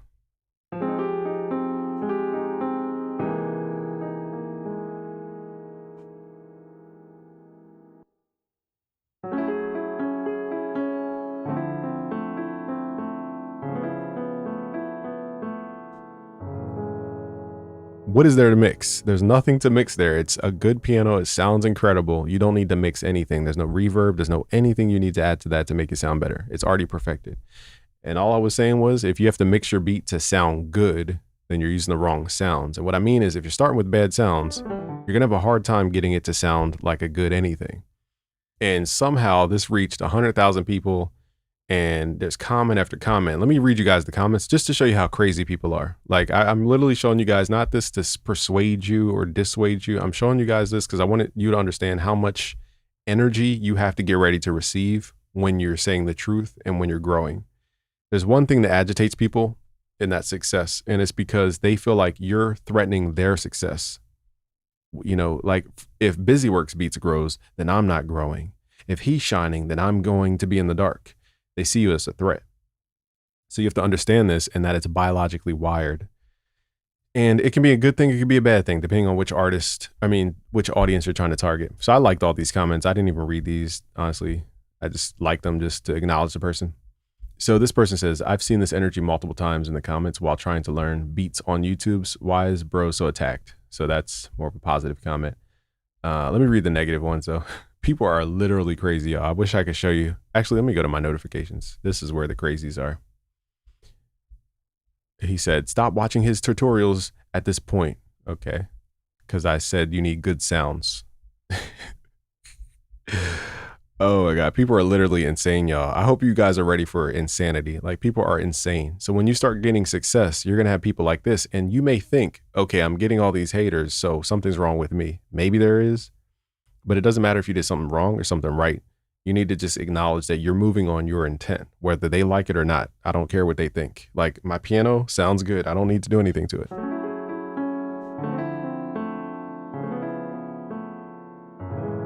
That's a fact. To my perspective, that's a fact. So to these people, they're just, they're agitated by it. Am I going to change my piano because they feel this way? No. And that's how you have to go through this as a business owner, because if you don't, you're not going to build what's called thick skin. And then you have people like Curtis King, who has not built his thick skin up. You guys saw when we were podcasting, the man would just respond to every negative comment. And I'm like, bro, just focus on the topic. Like, don't read the comments. If it bothers you that much, just don't read the comments. And he had to learn to build up a thick skin. You can't, doesn't matter how much money you make, thick skin is something you have to just go through. And I'm showing you guys this because this is the other side that you guys have to endure. It's not just about making money and everything flowing. You're going to have people hating you for making the most simple of comments. I literally said, if you have to mix your beat to sound good, you're using the wrong sounds. And they're saying the most crazy stuff. He says, this is hyperbole, but he said he's right. Okay. People are calling me Allen Iverson on Memphis. I don't know what that means. People are saying, what? I just want you guys to see the crazy side. Like, people are literally insane. I don't understand.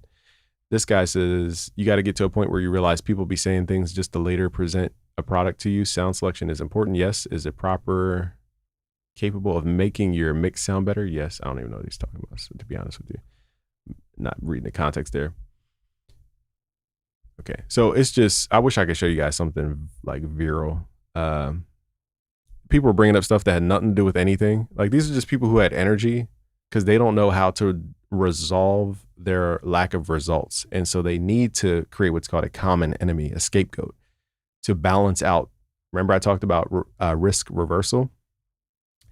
These people need failure reversal. Okay. They need something to counterbalance their perceived failure. And I'm not saying everybody's a failure. I'm saying that when we deal with negativity or rejection, we don't know how to balance that, counterbalance that. And so we deal with vices, alcohol, women, whatever it is, to balance out that failure feeling. And sometimes you just got to go through it. Okay. So you guys could just read my Twitter. Okay. So understand that success comes with this. Okay. I just want you guys to understand it. Now I'm showing you guys this again because of proof. So this is my Meta Ads billing. We call it billing history. So to show you guys, you don't necessarily need money on ads, but this is coming from a person who spent lots and lots and lots and lots of money on ads. You can't pay for ads if stuff ain't working. The only way you pay for ads is if you have the money from the ad working. So this is stuff because it worked. Okay. So you see this is in March. Okay. So that's when we picked it back up, that campaign. So what is this, November? So these are spread out. I kind of spread it out over 2022 and 2023 because this is when I think Apple, something happened with the iPhone. I forget what year that was, where you couldn't track as easily. So I was like, I couldn't trust their data. So I stopped using Facebook. So let me zoom back to 2021. You guys see October, 500. September, I'm spending hundreds of dollars on ads. In March of 2021, I spent $800. Now, if you keep going back into 2020, where I was really hammering the ads because we could track where the ads were coming from, and we were running it through, at the time it was ClickFunnels, where you can measure how much you're making per click. And then I can measure from Facebook. Basically, you could do the math equation easier. It was easily trackable. Now Apple made it very difficult for Facebook. But there are ways around it now. So back then, at that time, I lost confidence in Facebook. So you see, here's a bill for $300. Here's another bill for $500. This is all in October, $500, $500, $500. So in this October alone, I spent $1,300 just on ads. Okay. This isn't even like the peak of when I've spent on ads. Okay. So I'm just going to keep clicking the next button because as you guys can see, July, 500, 500, 500, 500. This is just July. Goodness gracious. Dang, I spent a lot on July. Let's add it up real quick. 5, that's 1, 2, 3, 4, 5. Okay, I'm waiting for the screen to refresh. Okay, darn, I lost count. Okay, let's do it again. 1, 2, 3, 4, 5,000, 6,000. About 6.5 thousand on ads, July 2020. This is just on ads, okay? So when people tell me business is free, like, you have to be insane to think business is free. You need to optimize your business. That's what this whole live stream is about. But I'm showing you guys this proof because I have the Facebook experience. Now, Facebook is really not just like what technically to do on the ad manager. It's about how to think about ads. It's about how to think about your creative more than it is about you need to press this button to be successful at Facebook ads. It's really about building an audience, targeting that audience through your email list. That's why email lists are important, because you could retarget people with the ads, because every email you send out, some could go to spam, some go to promotion. Some people don't even read their email. So you're not reaching the people, but they are on Facebook every day. They are on Instagram every day. So you want to be in front of them and they already know you. So that's when you spend money on ads for the most part. But as you guys can see, I'm refreshing the screen. As far as I can go, this goes all the way back to 2016. I think 2016, the peak of my ad spend was like 17K per month. I think even up to 20K per month, something crazy. Now that was when I was scaling up one of our ideas, one of our concepts at that time. But I made the mistake back then. I listened to these stupid haters like people on Twitter right here, and I stopped my ad because I was reading comments and I stopped the ad like a dummy. If I would have just kept pushing the ad, I probably would have had 10 times more revenue come in, but my dumb self turned the ad off. So, but that's something there's no course for that. You have to go through building your thick skin. So that's part of this business too, that nobody's going to teach you because they can't teach you. All right, now what else is there? So I tried to pull up Google ad spend, but this is a little harder to do because they limit you to 3 months. So it's kind of hard to pull up my history on ad spend on Google. I have experience on Google. I have experience on Facebook ad spend. So I'm just showing you guys more proof. I know this is boring, but it's for the people who are skeptical about every little thing in the world. Okay. Where's the bill? So this cost was like $300. So it wasn't as heavy on Google. I wasn't that heavy of a spender on Google ads. I was more on Facebook at that time. So just want to show you guys, like, I came from nothing. I was in my mom's extra bedroom. I didn't get a loan from somebody. I didn't get some funding. I don't have investors. Like, this is all based on me having an idea, executing on the idea, and scaling the idea. This is all my efforts. Okay. So I have a history of proof that goes all the way back to when I first started. This is not the flex. I'm showing you guys that business costs a lot of money if you're trying to scale to that degree. So it's not free. I get one. So let's go back to the concept of selling. Here's what you guys need to understand. Let me check the chat and make sure we have everybody here. All right. I hear my son going off. So if my son gets loud, I'm gonna have to take intermission here. Well, let me just draw this out for you guys to make it super simple. Business comes down to 3 things. If there's anything you need to take away, it's the 3 things I told you guys earlier about: show love, be filled with the spirit of truth, complete your assignment. That's what's more important. But if you want to run a business, it's really, really, really, really simple. The only difficult part is figuring out which systems to use. So write these down. First one is traffic. Let's get a traffic in the chat. Can you guys type the word traffic?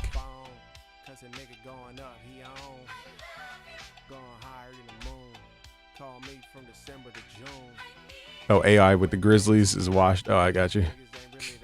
I didn't know what that meant. What up, Kane?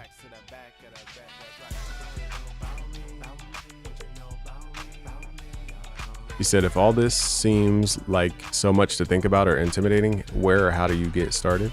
I'm about to show you. So I'm going to simplify it. So I know I talked about a lot of stuff, but I had to do that because people just don't know how deep business goes. They just see the surface level bullcrap.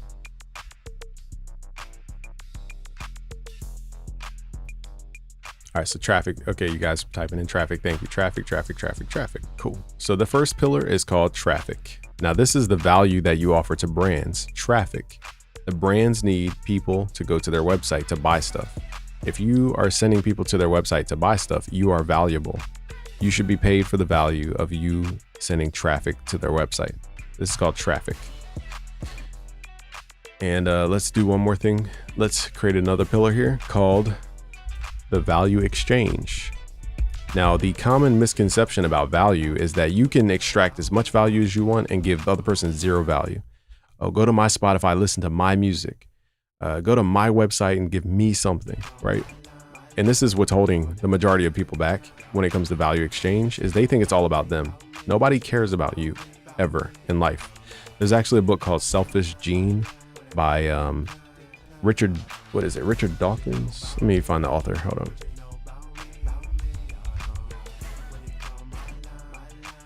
Yeah, Richard Dawkins. There's a book called The Selfish Gene by Richard Dawkins. If you guys want a good read about just the nature of how we came to be, this is a really good book. It actually makes evolution make sense and less about religion and all that bullcrap. Not saying religion isn't right. I'm just saying that it just makes evolution not a religious topic. It makes it very clear. But it ties into our human desires for different things. So it's called The Selfish Gene. Now, what do most people do? Go to my page, go to my link in my bio, go to my, look at my music video, look at my song, it's all about them. It's never about the other person. That's why they're stuck. You cannot succeed in business focused on you, ever. That's not going to happen. So what's the first thing I say after people go to, watch my YouTube videos? I say, hey guys, if you want these project files for free, go to busyworksbeats.com/FL Studio. I give them a website to go to. This is called an opt-in website. It's because I'm giving people value before I ask them of anything, okay? And this is what you guys need to get in the habit of doing is anytime you have an offer or something you want to create for somebody else, you need to create value for them first. And it does take more time to do. Let me show you guys a pretty good, so for example, here's one of my newer opt-in pages.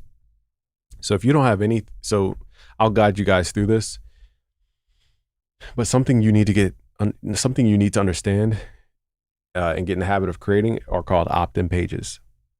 This will lead to one of your number one assets in your business, which is your email list. The only thing you need to focus on when it comes to online business is your email list or your text list, nothing else, not your subscribers, not your followers, not your views. The only thing that you truly own on the internet is your email list. Because I can take my email list from, ActiveCampaign to MailChimp to Klaviyo to wherever. I can't take my, hold on, I think my son's gearing up. Oh my God.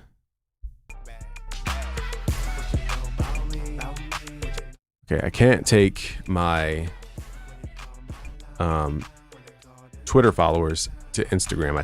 Can't take my Instagram followers to YouTube. I can't take you name the platform to another platform. You can't do that.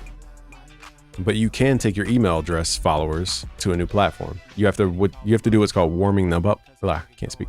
You do have to warm them up again, meaning you have to basically kind of slow send back out to everybody and make sure they're active. But you have the right and privilege to move your audience around. You can even take your email list to a platform like an ad platform like Facebook to retarget them with ads, or go to Google and retarget the people who already signed up to your email list. You can technically target your Instagram followers through the Meta platform, but you don't know who's actually interested. You might have people who are watching your funny videos and aren't music producers. So now you're wasting money on people who don't even care about music production. So it's not always prudent to target just your followers or people who watched your video. It's more prudent to target people who are committed to a specific solution.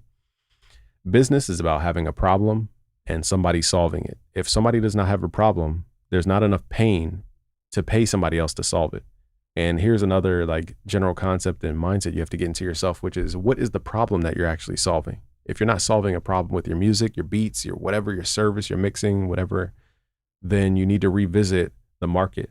Because people fantasize about products. They're like, man, I just made this FL Studio plugin that, takes your footsteps and converts it into monster roars. And you're like, who is that solving a problem for though? Yeah, it's a hard problem to solve, but it's not, nobody's in the market to have that. There's no problem in the market. So there's nothing to solve for. So a lot of people kind of fall into that trap when they do what's called micro niching. That's why I brought up the guy, and he's young. So I'm trying to preserve his ego. But there's a kid, Diego, you guys might know him. Diego Torres, is that his name? And I see his face a lot. And I'm not here to crap on the kid. I just want to be careful with what I'm saying because I don't know. I've never talked to the man. If we had a phone conversation, I'm sure he's dope. There's one concept that I just strongly disagree with, and it's his concept of a micro niche. Okay, so you guys may have seen, let me pull up his channel. Give me a sec. So currently he's teaching and doing live streams about selling beats. So you guys can go to his channel and look up his pages. Now, I want you guys to watch this live stream in full and then go watch his live stream and start to see the difference. Again, This is a young kid. I don't know the kid. I'm not hating on the kid.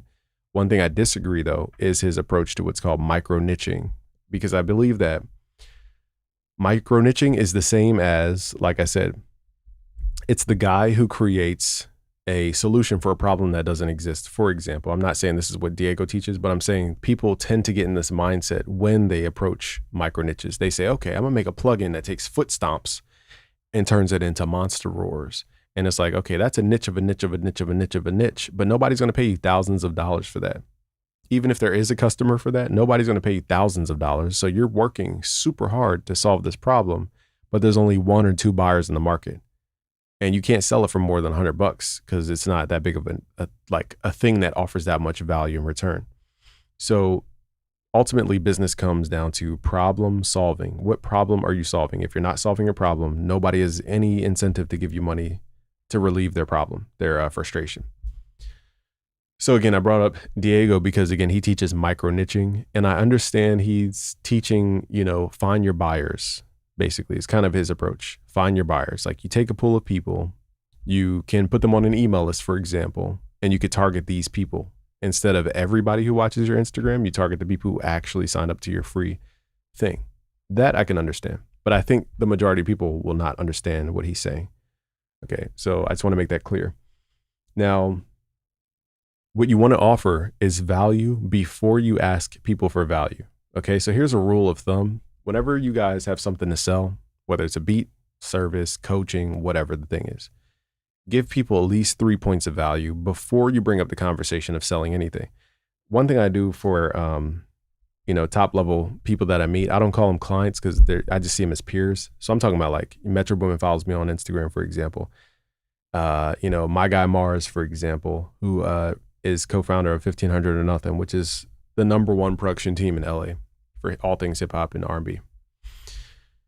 You got, who else follows me on Instagram? Man, Teddy Riley, legend, who produced for Michael Jackson. He basically made New Jack Swing popular and made that his foot stamp, is that a word? Made that his stamp on the culture. I don't know if foot stamp's a word. I meant to say footprint.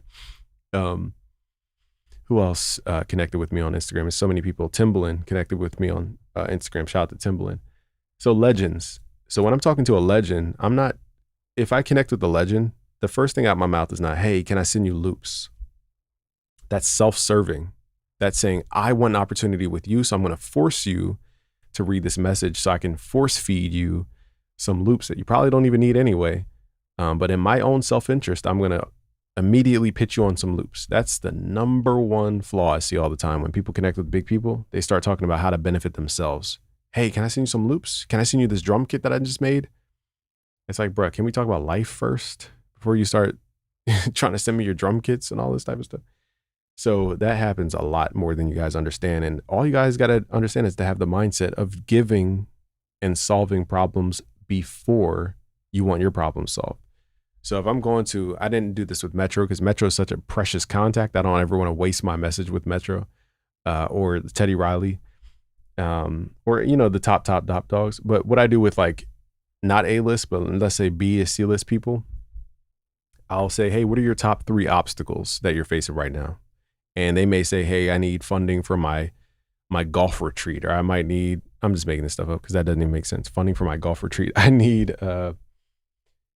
whatever for the whatever. Some people own tech companies. Some people own, music production. They need people to go to their camps. Some people just need distribution. There's all these different problems to solve. And I figure out a way. If I can't solve the problem, I look at my network and I say, who in my network can actually solve their problem? For example, Irko, he's mixed all of Donda, Kanye West's Donda. And we were in a mastermind. I created a mastermind with the top. Here's another point of social proof, right? I had a mastermind of all the top 100 people. It was Irko in there, Cashmere, the DJ. I created the network, guys, on Telegram. It was my group, my mastermind group. I had Cashmere in there, Decap. My best friend Jacob was in there from Software Audio. Larry O was in there at one point. Simon Servita was in there, Jay Cactus. I'm trying to think of guys you guys know. But we had, from people from DJs, world touring DJs, to then people who were a lady who owned a $100 million film studio off of Vancouver Island. Her name was Beverly. Dondale, and she has a project right now. Funny enough, they've doubled the value of the project since we last talked. So let me find it here. Malahat Studios, Vancouver Island. There was a recent article about it. Let me see if I can find it.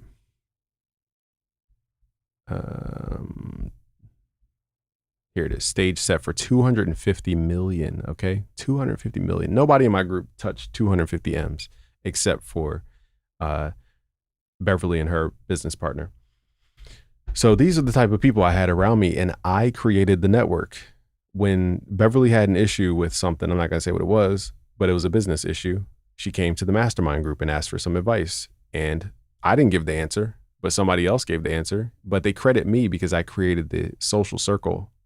So even if I don't have the answer, you know, I find somebody with the answer, and that's how I try to solve people's top 3 objections.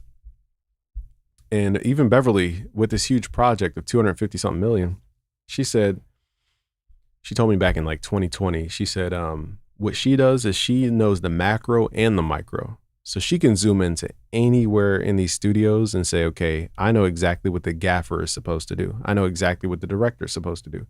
I know exactly what, you know, the, what is it called? The film tank with the water in it is supposed to be. Like, she knows the micro and the zoomed out. So that's, you know, you might be taught to focus on micro, which means like just be a gaffer, just be the guy who masters the tank, just be the guy who's the director, just be the guy who, you know, I don't know what else is at a film studio. But she told me the way she controls this massive project is she knows both the macro and the micro. You can't just focus on micro. You're going to get to a point where you're maxing out what's called your total addressable market, and it becomes even harder to pivot and grow your market. So I recommend to people, do not micro niche. Yes, you want to target customers, but in terms of the product you put out and the solutions you offer, don't micro niche. You're just going to find yourself later down the line in a very limited career. Okay. I just don't want you guys to fall into that trap. Richard Dawkins. Yeah. Shout out to you for being fearless and experimenting with AI despite all the backlash. Yeah. I mean, like, people can stay stuck all they want. I'm not going to stay stuck. All right. So here's what I'll do for the last part of this, because I want to make sure I'm giving value, not just stories. Okay, I want you guys to go to busyworksbeats.com/black. I did say in the beginning of this that I will offer that. So this is my offering to you. Go to busyworksbeats.com/black. If you truly want to take your business up a level, the 3 courses you want to focus on are, let me show you, are this one. This is probably the best one for people who want the step-by-step. This one, Faceless Type Beat course. Then you want to move into the Music Producer Mastermind so that you understand the type of conversations I was having with the people that I just mentioned. Like, they're a different level of performer. I call those high performers. And then you want to move into the YouTube course so that you guys have a foundation of content, because content is how you're basically going to be marketing. You don't want to have to just rely on ads, because ads, you mess up one ad and you kind of mess up a campaign. You just don't want to rely on ads. You want to be spread across. Ads are good when you want to scale ideas. I wouldn't say just focus solely on ads. All right, so that is what I have to offer for the people who are trying to build a business. Now, what I'm going to go through now is all these tabs of tools. So I logged into vidIQ. Apparently this is our best month, October 2025. I just wanted you guys to see this. It had like this little pop-up when I logged in, and it had like confetti coming down. So apparently in this month of October, our channel on YouTube got 3 million views. Okay. Which is crazy to think. But that's shorts and long form. Okay. So here's a tool, vidIQ. I'm just going to put you guys on the tools. I'm not going to overly explain here, but you need to do more research. Excuse me. So vidIQ, basically we'll give you the keywords to focus on. So for example, if you go to their Discover tool, go to keywords. I think it's like $9.99 a month or something. And you only need it for 1 month, because all you need is just the keywords. So type in Typebeat, go to related keywords, and then sort via volume. Okay. So what I think people mix up when Diego, for example, because he's young. So I'm saying him so people know what I'm talking about. This is not an attack on his character. I think what people mix up when they say micro niche, go after keywords that has low competition, for example. So let me just show you guys. If I sort this by competition, all right. So yeah, you could take over the Lil Baby X Gunna type beat, but it only pulls in 1,000 people a month. You would literally have to have the entire market of 1,000 views to have the odds of getting a sale. Now here's how sales works. And I forgot to finish our chart here. So firstly, you have traffic. Secondly, you have the value exchange. And thirdly, you have customer relations or follow-up process. Okay, it's a lot to explain, but I just have to simplify it. So here under traffic, this is basically content, which is majority of you guys, content or ads. We'll just put content and ads. I'm not going to complicate it. Under value exchange, this is where you want to exchange an email. This is called an opt-in form. And you want to collect their email. This is where you give value before you ask of anything. So when you guys go to busyworksbeats.com/betterbeatmaker, for example, you get to this page. What do I promise for free?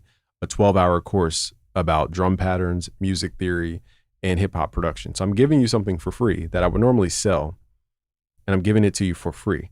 So I'm giving them something for free. Now, let me log in here and put in a little email. I'm going to show you guys what happens after they type in their information. So once they type in their information, it goes straight to this page right here. This is called a one-time OTO, one-time opportunity. I think it's what the last O stands for, one-time opportunity.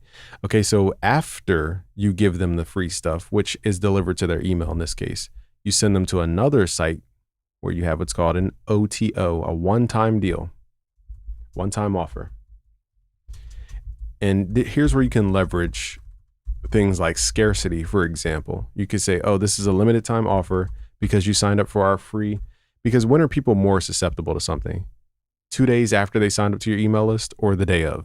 Like, for example, if a guy's hyped that he just met a girl at a club and he's super excited he got her phone number, if she said, hey, if you take me down to the Hyatt down the street, we could have some drinks and have some fun. Are you going to say, no, I'm going to go back to my hotel and go to sleep. It's a big day tomorrow. If you're a single man, I mean. Okay. Or are you going to take the opportunity, a limited time opportunity? Maybe 2 days later, you'll sober up and be like, why was I even talking to that girl? Right. But in the moment, you're more susceptible, more likely to, be down for the offer. So here's where we usually offer what's called a one-time offer right after you collect somebody's email.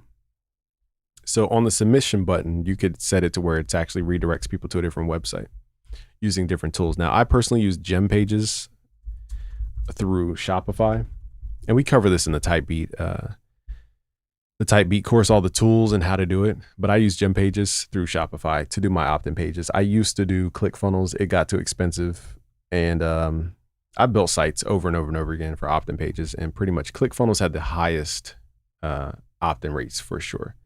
So ClickFunnels definitely has something built into where they just get opt-ins very well. But anyway, so after they opt in, you get the email. Again, the number one asset to build, the number one asset to build is your email list, because you can move your email list. You own your email list. You don't own your Facebook following. You don't own your Twitter followers. You don't own your YouTube following. Okay. Also, with YouTube followings and Twitter and Facebook, you're basically living amongst all the competition. Like anytime I put up a YouTube video, I'm basically just I'm throwing my audience back to be distracted by competition. Like these platforms are built for you to be distracted by other people's stuff. So it's not a good thing to just send them off to the wolves. Sometimes you want to control that flow. I got to sneeze. Give me a second, guys. I'm either going to sneeze or not sneeze. That's where I'm at with it right now. Hold up. I'm like pre-sneeze, but not. It's 20% sneeze. Man, my brain won't figure out what it wants to do. Okay.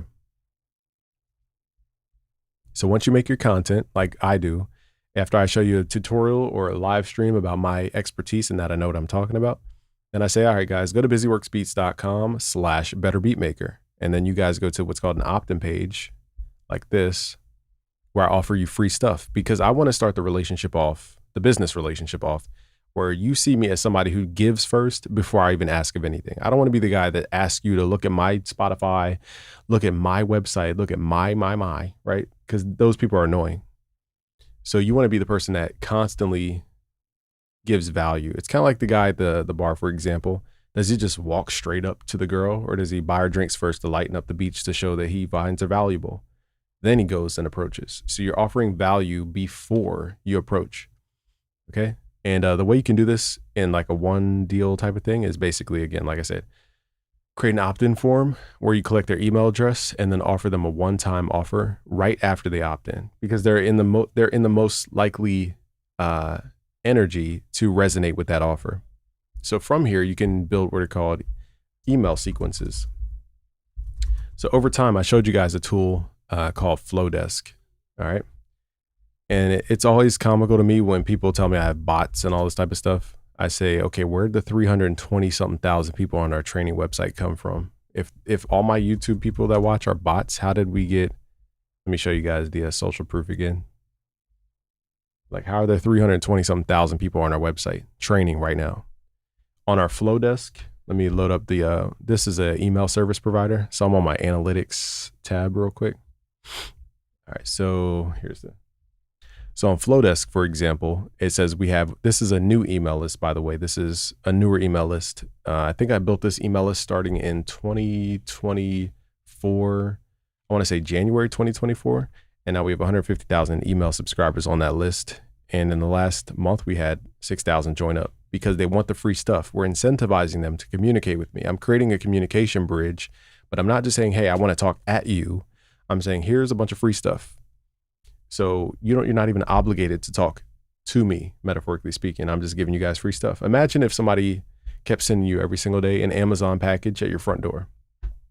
One day it's a pair of headphones. Another day it's, I don't know, what else do music producers want? It's a MIDI controller. The next day it's some rare synthesizer. The next day it's a package of, I don't know, stickers for, it's like every day is a gift. You're gonna be like, wow, this is dope. Whoever's doing this is dope. Then you read the, who it came from label, and you're like, why does BusyWorks Beats keep sending me these packages? What a dope guy. You're more likely to do business with somebody like that who understands your value. Okay, so anyway, I'm showing you this to show the emails I've sent. So let's click on the emails tab. I've sent out 23 million emails, guys. 23 million emails. That's the volume we're sending out over email. Okay, and then you have the email sent, you have the open rate.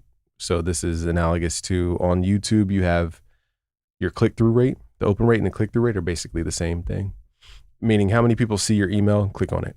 On YouTube, it's how many people see your thumbnail, click on it. It's called the click-through rate. Once you're above 5% on YouTube, you're in the green. So anything above 5% with email, same exact thing. When you're talking to this many people, this is what your target should be. Now, if you're only talking to, like I said, with Diego, his approach is, micro niching. So they may show you emails where it's 20% open rate, 40% open rate, but yeah, because you're only talking to 100 people. So it's going to sound bigger, but when you want to scale up and you talk to millions of people, it's not going to be 20%, 40% open rates. It's going to be more like 5-10% at the max. So this is above the averages, I guess my point. And we've only sent 184 technical messages out, but we've sent over 23 million emails. So that's how much communication you have to have, because at the end of the day, business is numbers. And let's make it simple. If the traffic, let's say you get 1 million views, for example, and let's say out of this 1 million, you get 10,000 people to sign up to your email list. And then out of those 10,000 people who signed up for your free stuff, only 100 bought. So this is the simple math. Once you understand this math, I learned this from Alex Becker. I want to thank Alex Becker for simplifying business, because this is all business is. And I want to thank Alex Becker because he brought this to my awareness years ago. And basically you need to add a value. So for example, if we do the math, okay, I got 100 customers, but the question is, how do you get the customers? How much effort is needed to get 100 customers? We need 1 million views to get 100 customers in this math. Everybody's math is different. Now, what people don't measure is called the conversion rate. So even though I got 1 million views, What's 10,000 out of a million? Is that, I don't know how to do mental math the greatest. Let's open up the calculator. All right, so 10,000 opt-ins out of 1 million, 1, 2, 3 equals, and then multiply this times 100. 1%. Okay, so 1% conversion rate. Okay, so out of the million people who saw my stuff on Instagram, some people swiped right by it, some people engaged with it, some people left a comment, some people liked. Not everybody went to the website though. Okay, so out of all those people, especially with these social media apps not making it easy to go to your website, TikTok has to be the worst of them all. They don't even let you leave the app to go to people's websites. That's why I show you guys a different system called ManyChat, where you don't even have to basically go to your website to collect emails. I'll show you guys how to do all this. So after the million views, you convert 1%, you get 10,000 emails. Pretty simple once you do the math. Now, out of the 10,000 people, you get 100 customers. All right, so let's do some math. You have 100 customers out of 10,000 email. 1, 2, 3. That means, and then multiply this times 100 to get your percentage. So it's again 1%. So at each stage of what you do, thank you. You said the Halo VST looks dope. Thank you. It sounds cool too. In the meantime, you know what I'm going to do? I'm going to play in the background some pads from Halo. That's a funny idea. Hold on. Give me a sec to load it up. This might be overkill to be playing pads from Halo, but I think it would be very interesting if this works. Give me a sec, y'all. Let me load it up. So here's Halo, the VST, and it has 270 sounds in here, I think. But it's more built for like the sounds in the middle of your composition, not the top or the low end. Hercules is built for the bass and the pads. This one's built for like the middle ground between your high frequencies and your lows. So it has like smeary sounds in here. Stuff like this. I think my keyboard's still on. There we go.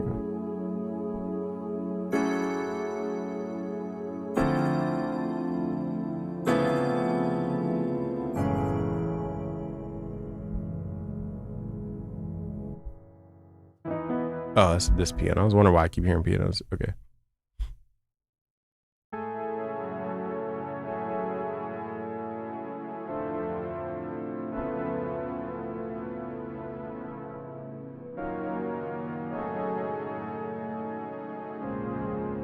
So you see what I mean? Very like smeary open sounds.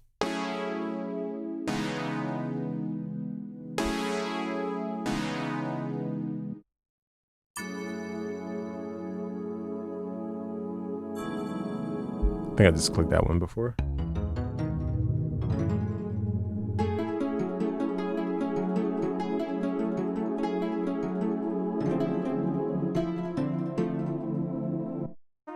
Let's pick a different category. Not here to show off these sounds. I just wanted to show you guys the general type of sounds that are in there.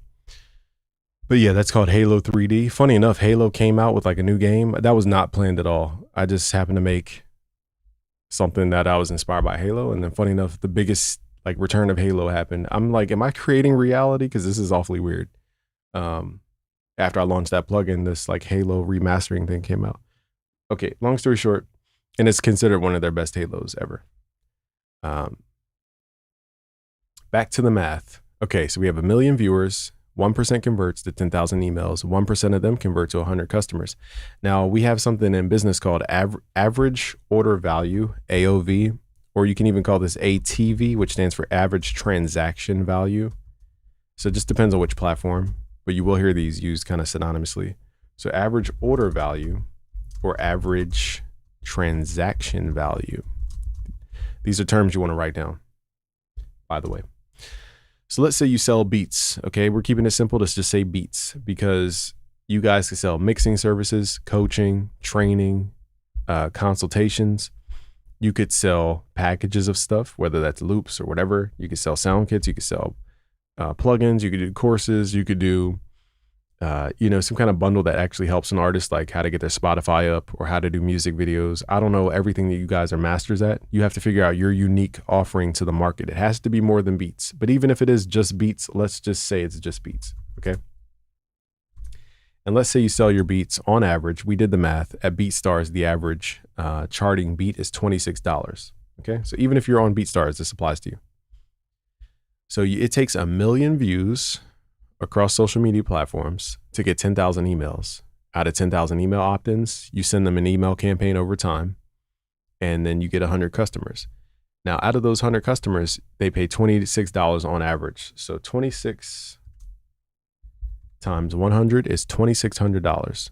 So now you know the math. In order to earn $2,600, you need 1 million views. Now, if that sounds crazy to you, meaning you're putting in a lot more work than you get in return, then you need to figure out how to raise your average order transaction value. Okay. And that's where people talk about bundles and services and all this type of stuff. For example, Bricks, he came up as a recording engineer. When he was dealing with artists, he's not just selling beats. He's in the studio with them, recording them. So there's one revenue stream right there. You're buying studio time by the hour. Then on top of this, he may be selling beats to the artist. So it's recording time plus the finished product plus the beat. Whereas most people online, they just sell beats. They don't sell the mixing of it. They don't sell the recording of it. They don't sell the studio session time. And so there's more to this game than just the beat. And I want to be very clear about that. So if you wanted to raise that average order transaction value, you might have to offer more stuff. It doesn't mean it has to be music studio related either. Like I said, it could be courses, consultations, mixing. It could be some kind of Spotify service, some kind of marketing service, some kind of promotion, some kind of distribution. Whether you have an audience already, you could put them in front of the audience, whatever the thing is. Like people work with Metro because he has an audience. So they're not just buying a beat from Metro. They're buying access to his audience. That's what they're buying.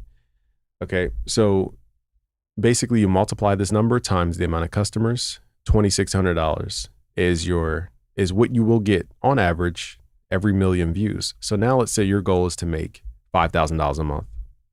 So if your goal is $5,000 a month, let's reverse engineer the goal. Okay. We know that we get $2,600 every million views. So let's start with the end result that you want. It's $5,000 a month.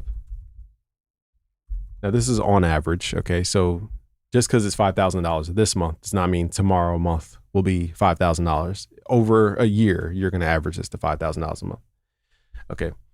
So this math always works once you do the math. So 5,000, now we have to do the opposite. So remember we were taking 1 million and we were dividing it. We were dividing 10,000 into 1 million. Well, now we have to do the opposite. We have to multiply. So let's do it this way. So we go 5,000. Well, we're going to divide, funny enough, divided by 0.01, which is 1%, means I need to have 500,000. Am I doing this math right? Somebody correct me if you're a mathematician. This sounds wrong. Let me do the math in reverse. Hold up. 2,600 divided by 0.01. Yeah, this ain't right. This ain't right math. See, this is what I get for trying to do math on the, let me ask Grok. Hold up. Not the strongest in math, y'all. It's been a minute. Give me a second. We're going to figure out this math together using Grok. Okay, if I have 10,000 email opt-ins and earn 100 customers, that's 1%. How to calculate in reverse. All right, so I'm showing you I'm a real person. This is not scripted. We're going to Grok to figure out this formula. So Grok says general reverse calculation should be opt-ins needed equals targeted customers divided by conversion rate divided by 100. That didn't help. Grok, you made it harder. What? Desired customers times 100 times 100. Grok made this more complicated. Let me do mental math, y'all. Let's just eyeball it. We're going to have to eyeball this thing. All right, so 5,000 a month. Let's just say you have double the opt-ins. Okay. We're eyeballing here. 20,000 opt-ins. Now, how do you get opt-ins? You offer free stuff. You offer solutions for free without any expectation. You offer stuff for free because the math will work out over time. All right. So sorry about the sucky math, y'all. I'm not the greatest math whiz in the world. All right. So let's say 20,000 opt-ins to get the revenue of 5,200. Now the question becomes, but how much effort in our content marketing do we have to do? Now, the cool thing is ads help you not have to put out as much effort to get the same results, but you have to find stuff that actually works. But in this case, to double your revenue, you're going to have to double the amount of views you put in. Pretty obvious math. Once you understand this formula, it's really obvious. So you got 1% conversion. Again, I'm using rough numbers here, y'all. and 1%. Now, when you get into higher level business, you have people like Jay Abraham. He calls this force multiplier. When you get to a certain level, let's say you put out a lot of effort, but you can only get 2 million views a month on YouTube. You can't really pass that point. There's a total addressable market, and you just can't put out more effort than your body allows. Well, then you have things like scaling. But before you get to scaling, you have the ability to, let me change the color here. You have the ability to change this conversion rate. So conversion rate is all about trust and leading people to their desired outcomes. People have 5 desired outcomes. All right. So they move based on 5 things. And I'm not going to get into the deep concepts about it. One is people want to be, they have a health motivation. The second motivation here is wealth. This is what, like, I give examples. So for example, health motivation, there's a producer, LLB, he talks about health a lot. You know, a lot of people who may be athletes may understand his motivation. Now, health means more than just fitness and going to the gym. Health means fitness of genes, okay? Meaning increasing your survival because you're increasing the ability for your genes to live on. That's what health means, fitness of genes. Now, some people have a wealth motivation. Wealth motivation means some people just want to earn money. That's what they want to do. You have other people who want social status. So these are the people who are like, whoa, you got a you got a Yo Gotti placement. Oh my God, you got a Travis Scott placement. Oh my God, you got a Drake placement. You know, those are social status people. They care about being next to the cool people because it raises their social status. When you have a higher social status as a man, you have more options of women to mate with, and therefore it increases your fitness of your genes so that you can proliferate with your partner and have more progeny, which increases your success of your genetics. That's why people do it. Okay. So women, okay, is basically the end desire for men. And lastly, you have what's called mastery, which is what I focus on. Now, mastery means getting good at something. If you had $100 million in a bank account, you wouldn't need to work for the rest of your life. So what stimulates you to keep going? It's kind of like in Call of Duty, when you earn your way up to the rank 50, you can go into prestige mode. It's not because you want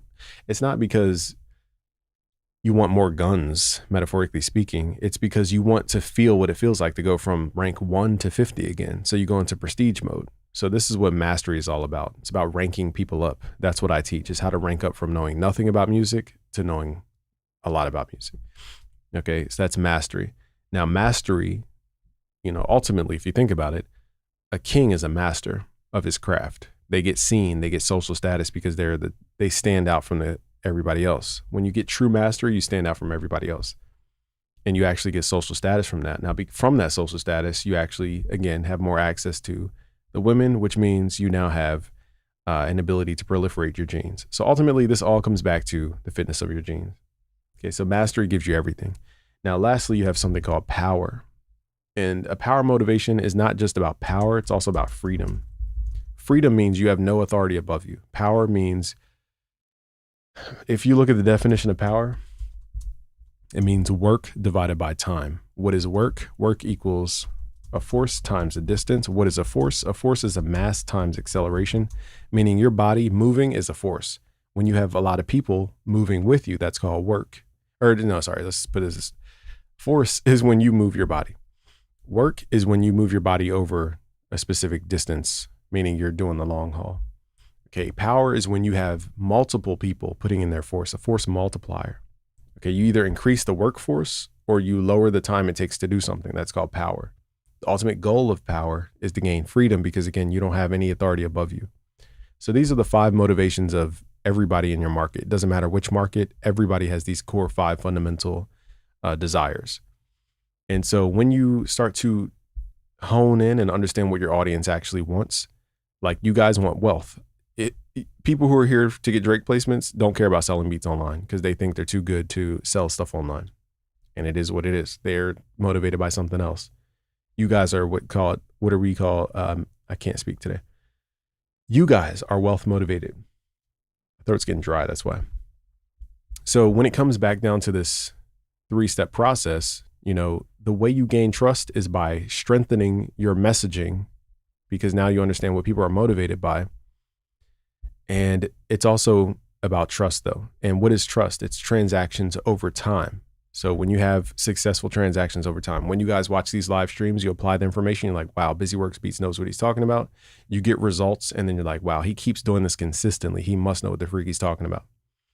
And you're like, okay. So it increases your trust. So now you will sign up for the thing because you've signed up before. So now you take that 1% to 5%. Okay. And then you convert 5% over here once you build up trust in different things.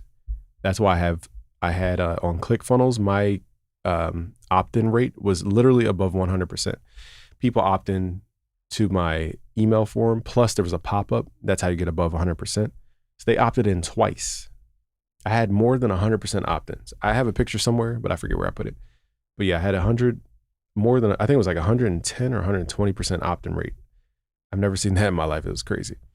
But I was averaging like 90% opt-in rates using ClickFunnels. It's because I built trust with people. That's why they opted in.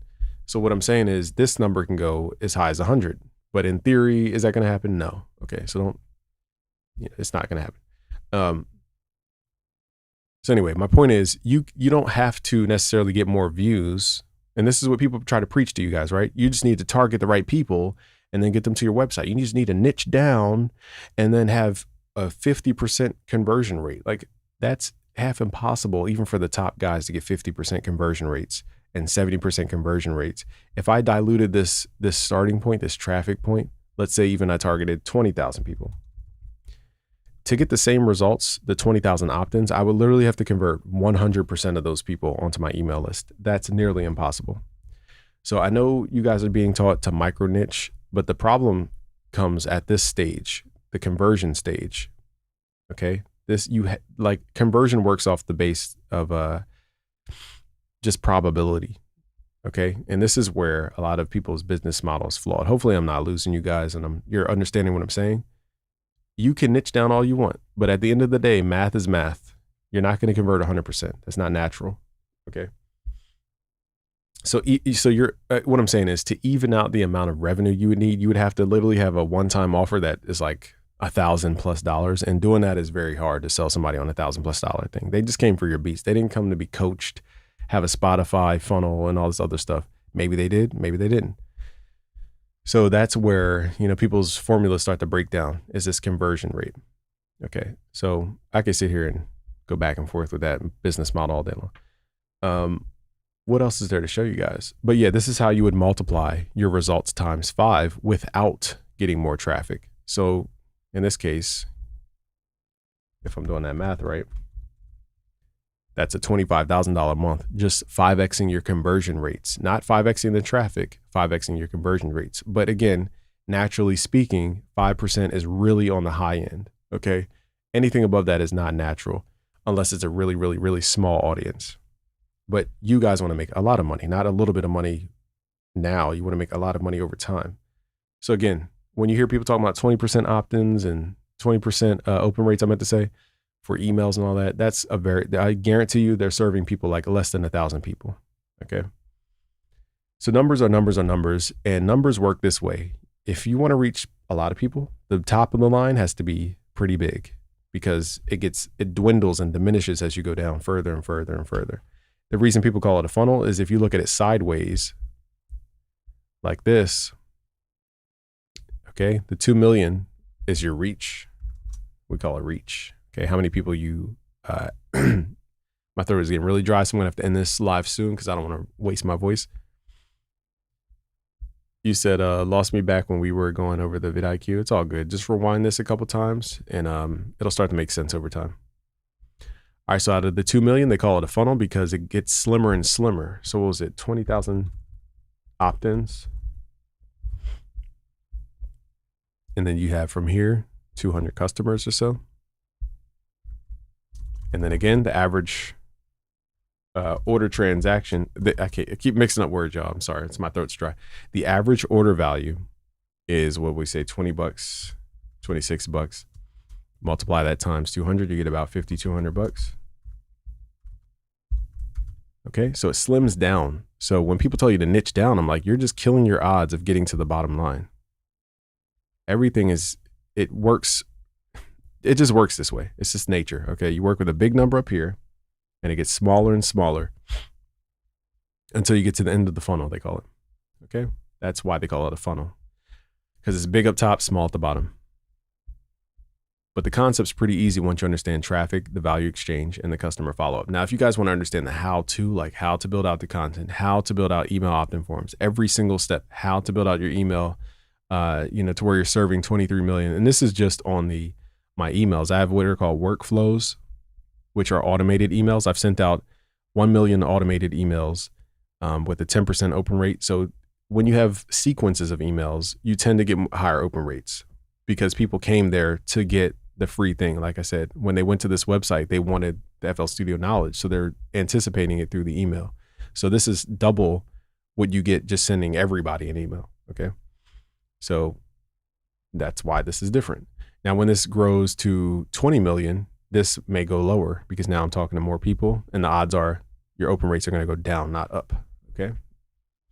So that is how, let me see, what is this? So forms. So in total, what is this? Visitors. I don't know what this means. So this is the conversion rate of forms that I have on certain websites. That's why I said ClickFunnels gave me the best conversion rate, where we're looking at 90+%.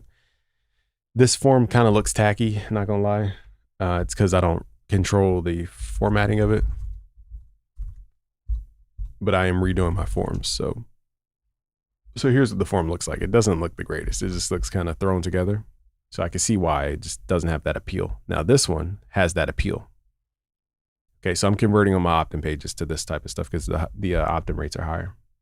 So even in myself, it's a constant, nothing's set in permanent stone. Okay, you got to work on stuff in your business. What is there else to show you guys?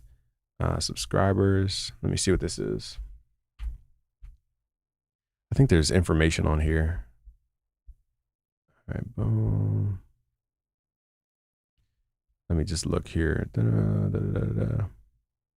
Give me a sec, guys. I'm reading the page. I got to make sure nobody's personal information's on here because YouTube doesn't allow that.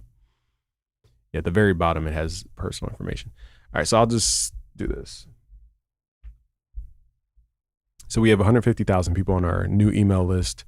As you guys can see, when we announced the Omnisphere giveaway, we had 1,700 people sign up in a matter of a week. Oh, freak, their email. There, I clicked on it and it pulled up freaking information. Sorry about that, y'all. Hopefully that won't mess up the video, but dang. All right, now I gotta like blur that out for, let me make a mark. What time is this? 2:16-ish. I gotta blur personal information. Sorry about that, y'all. But anyway, on the, what is this? Was it October? I forgot the day that fast. All right, let me go back out to week view. So October 13th through the 19th. How many weeks out is that? Yeah, about a week. I don't know. Somewhere around here. Okay, that's not enough. So we got to do weeks. I'll just do the week view. The point is, when I ran that campaign for the Omnisphere giveaway, we got 2,000 people to sign up in a matter of, really it was a day. I want to zoom into the time, but I don't know how to zoom into that time period. It was like 700 people signed up in a matter of a day. So sometimes it's not that you're doing stuff wrong, it's that the thing is not exciting enough. So Omnisphere was a huge, exciting thing. And if you guys go to busyworksbeats.com/Omnisphere, you can look at my marketing for this. Now I'm doing a giveaway for Omnisphere at busyworksbeats.com/Omnisphere. Here's the page people see. What am I giving away? I'm giving something for free. So even if they don't win the actual giveaway, I'm giving them something. I'm giving them 2 actual analog lab banks that I sound designed. Actually, it's 3 now. I'm giving them 3. I need to fix this page. It's 3 analog lab banks and 2 Omnisphere banks. So that's 5 sound banks with basically 250 sounds because each one has at least 50 sounds, and I sound design every single sound. So you have 250 sounds you get for free just for entering the Omnisphere giveaway. That's how you have to start thinking. You can't say, hey, enter the giveaway, give me your email and I give you nothing and maybe you'll win. Or, hey, go to my Beats website, check out my beats and you get nothing. Like, your interactions online have to give people over and above and beyond amounts of value. So when I'm thinking about my content, for example, I'm thinking, okay, I got to build out 150 sounds right now before I even make my YouTube video. And that's the work that nobody wants to put in. So that's, you know, a pure example of you got to give a lot before you ask of anything. All right, so I think we've covered the majority of everything. Let me just, again, give you guys the tools. So vidIQ, if you go to Discover, go to Keywords, you could type in a keyword. I typed in Typebeat. Go to related keywords, and you want to sort via volume. So hopefully you guys understand what I mean by it's about volume. It's not about niching down to get 80% of a market. That's just fantasy numbers, okay? At the end of the day, people are going to convert probably at the same amount as they convert at the bigger numbers, okay? So here we want volume, all right? We want to target volume. This is where people are searching. This is called the market demand. The market is telling us, make stuff like this. We're rewarding you for this. This is the problem that we have. We want stuff like this. Don't solve problems that don't exist, okay? That happens all the time. And in layman's terms, focus on where the traffic is. Okay, focus on where the traffic is. You saw when I kind of started making Suno Studio videos, it's because that's where traffic is right now. And I actually used the product. And of course, there's more people who watch Suno stuff than it is Logic Pro X stuff or FL Studio really niche stuff. Why would I keep making super niche FL Studio stuff when the market is telling me to make Suno Studio stuff? And then my channel started blowing up because I started focusing on the traffic. Where are people coming from? What are their interests? I'm here to serve people, not myself. Okay. So focus on the search volume. This is all you need to know. Anything above 500,000 is worth your time. Because again, if you know, what is this? Lucky Typebeat gets 1.2 million or 1.7 million views a month. Let me do some math here. So let's say you want 50,000 views a month. 50, 1, 2, 3, divided by 1720 times 100. You only want 3% of the traffic. That's not unreasonable. 3% of the total traffic. You don't need to be the main dog getting 80% of the traffic just to hit your numbers. When the overall market is at almost 2 million views a month, you only need 3%. That's without, you know, you could probably get that without even trying. So you just need to focus on the traffic. Where do people search? That is what you need to focus on. So use vidIQ to get that map. And really you only need 1 month because you could export this keyword and you don't really need that after that. There's another site called ViewStats. Here's what I do to look at comparable channels. For example, if I type in BusyWorks Beats, they've redone it to look more like Social Blade. So I think they're redoing the website for some reason. So you search up, so on ViewStats, what I like about it is it just gives you a cleaner look. And this is made by Mr. Beast. So he targets different things like the outlier effect or thumbnail search. But all I focus on is the stats. I don't know why it's not loading up. So here's my page, for example. And it maps out, okay, BusyWorks Beats is reaching about 2.8 million people a month from shorts and long form. And it tells you the breakdown of shorts versus long. So it says 741,000 from long, 2.3 million from shorts. Let's check the YouTube analytics and see if that's accurate. Because sometimes Social Blade and all this stuff is way off. So that's what I like about, you know, that one is they give you the breakdown of where the views are coming from. Somebody can get 3 million views, but it's all short form views, which are not, you know, it's cool to grow 3 million views from shorts, but that's not what you want to focus on. All right, so ViewStats. Let's see what Social Blade. Hold on, y'all. I got to load up all these websites. Social Blade.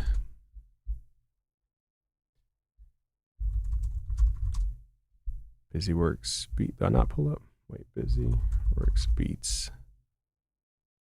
I don't know if Social Blade has that parameter. So Social Blade gives you the views. I don't think they give you the breakdown of long versus short. I'm pretty sure they don't. Yeah, I don't see anything that says long versus short anywhere. So they just give you like the general views, which anybody can look at the YouTube API to get that. Whereas ViewStats, where's ViewStats? Where'd it go? Here it is. ViewStats breaks down category by category. So it gives you a little more detail, is my point. It shows you when people change their thumbnail, shows you when they change their title. So let me refresh this page real quick. I just want to show you guys something here. Why is this taking forever to load?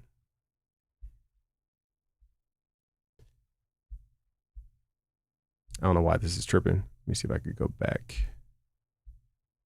Basically, you guys saw the numbers. It said like 700 something thousand views for long form. Hold on, y'all. Hold on.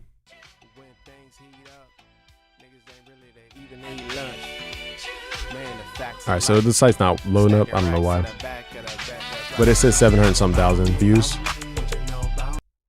All right, so it was a little close, but it was a little off. So according to YouTube, I've only earned 668,000 long form views and then 2.3 million short form views. So it's a little off. Now, maybe it's calculating. I just thought about it. Actually, what am I saying? Live streams are technically videos. So it is right. So 660,000 plus 40,000 is 700,000 long form views. I got a million windows. Yeah, true. So view stats gives you stuff that other tools don't give you. So again, I kind of roughly judge on the long form views. And I say, this really is the real key of how successful somebody's channel is on YouTube. So if you look at this number, this is the dead giveaway on how people are doing on YouTube. This is just YouTube though. Okay. So if I looked up, like, for example, Curtis King, you guys know Curtis King from this channel. Let's look up Curtis King. We'll look up Weaver Beats, stuff, you know, people that you guys know. So like my channel has, what was it, 700,000. It says Curtis King sitting at about 400,000 for long form. Let's look at Weaver Beats real quick. Weaver Beats. It says Weaver Beats. This is off because Weaver Beats' data is skewed. I forget what he did, but it offset the data a while ago. It says 250,000 long form views, but I'm not sure if he publishes shorts or not. I'm not sure. I would have to double check. I don't think, maybe he just doesn't post shorts. I'm not sure. The site is kind of loading slow, so we just got to go based off of just general numbers here. And lastly, was it NaviD? So you want to look at all the channels that people consider you comparable to and just see where you actually rank. And this will be very humbling. So when you go on view stats, it gives you a rough estimate of the long form views. I don't know why this stuff ain't loading. Hold up, let me see if it's my stuff on the CPU or what. See if my RAM is correct. Okay, yeah, we're at 21 gigs of memory. That's why. Okay, so something needs to be closed here. Let's close Logic. No, it's Google. It's definitely just Google. All right, but it says NaviD sitting at about 400,000 views. So it shows you, like, even though the people you guys think are getting views, it's like, this shows you who's really doing it. So that's why I recommend you guys go to, let's look up JCactus, for example. Let me close out these tabs first. We don't need BeatStars. I showed you guys how to build your online business with Shopify. So you don't need BeatStars. Let's X out of here. Another tool you guys want to look at is called Keywords Everywhere. This is a this is an add-on that basically, for example, if I type in like FL Studio into Google, on the right side, it will pull up all this information. So it will pull up the SEO difficulty, meaning how hard is it to rank for this keyword. It will pull up the traffic for the keyword. If you search, it will show the videos, everything.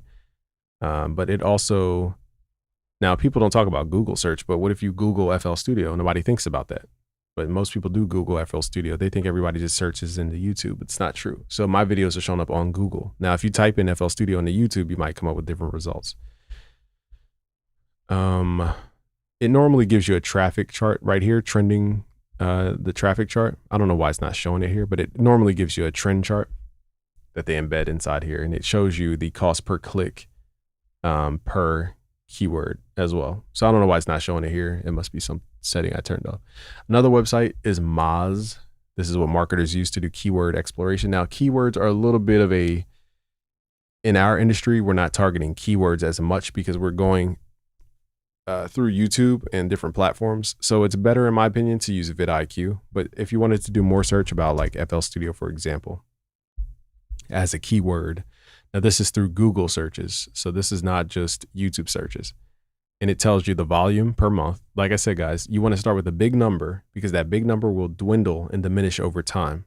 So this is, and it shows the organic click-through rate as well. So is it a highly trusted brand, or is it something that nobody talks about and doesn't have trust with? So this shows you their high trust brand, 28% click-through rate for the term FL Studio.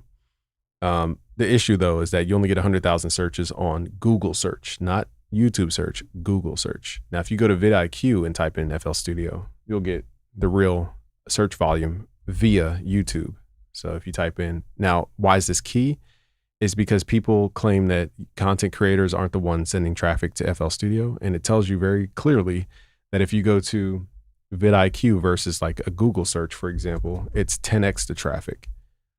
So here on vidIQ, you're getting 1 million views per month on FL Studio coming from content creators, okay? Whereas simple Google searches only generate 100,000 views. So yes, content creators are quite literally fueling companies like ImageLine and FL Studio. That's why I have so much reverence for content creators. I want you guys to get your just due, because you're making these guys millions of dollars and you're getting none of it. And you're justified, if you're a content creator, to charge for what you create in value. Nextly, Google Trends is, I don't use it very much, to be honest with you guys, but you want to go to the hamburger, go to where it says trending now. And these are topics you want to hop in, initially speaking. Now, long term, do you want to hop into this stuff? No. But initially speaking, this is important because this will give you that steroid-like boost your channel needs.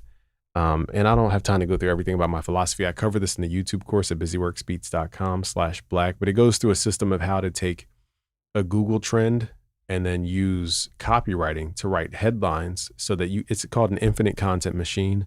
And I teach you guys how to do that at busyworksbeats.com/black in the YouTube course, which is part of the Black Box bundle. So hopefully you guys, can you guys see, like, am I losing you guys? He said, drink some water. Let me drink some water, actually. But can you guys see the difference? Like, everybody else is talking, man, you just gotta network, you gotta have faith, dog. You just gotta go in there and just do your thing, be the best at what you do, dog. And just keep faith. Faith to get you through.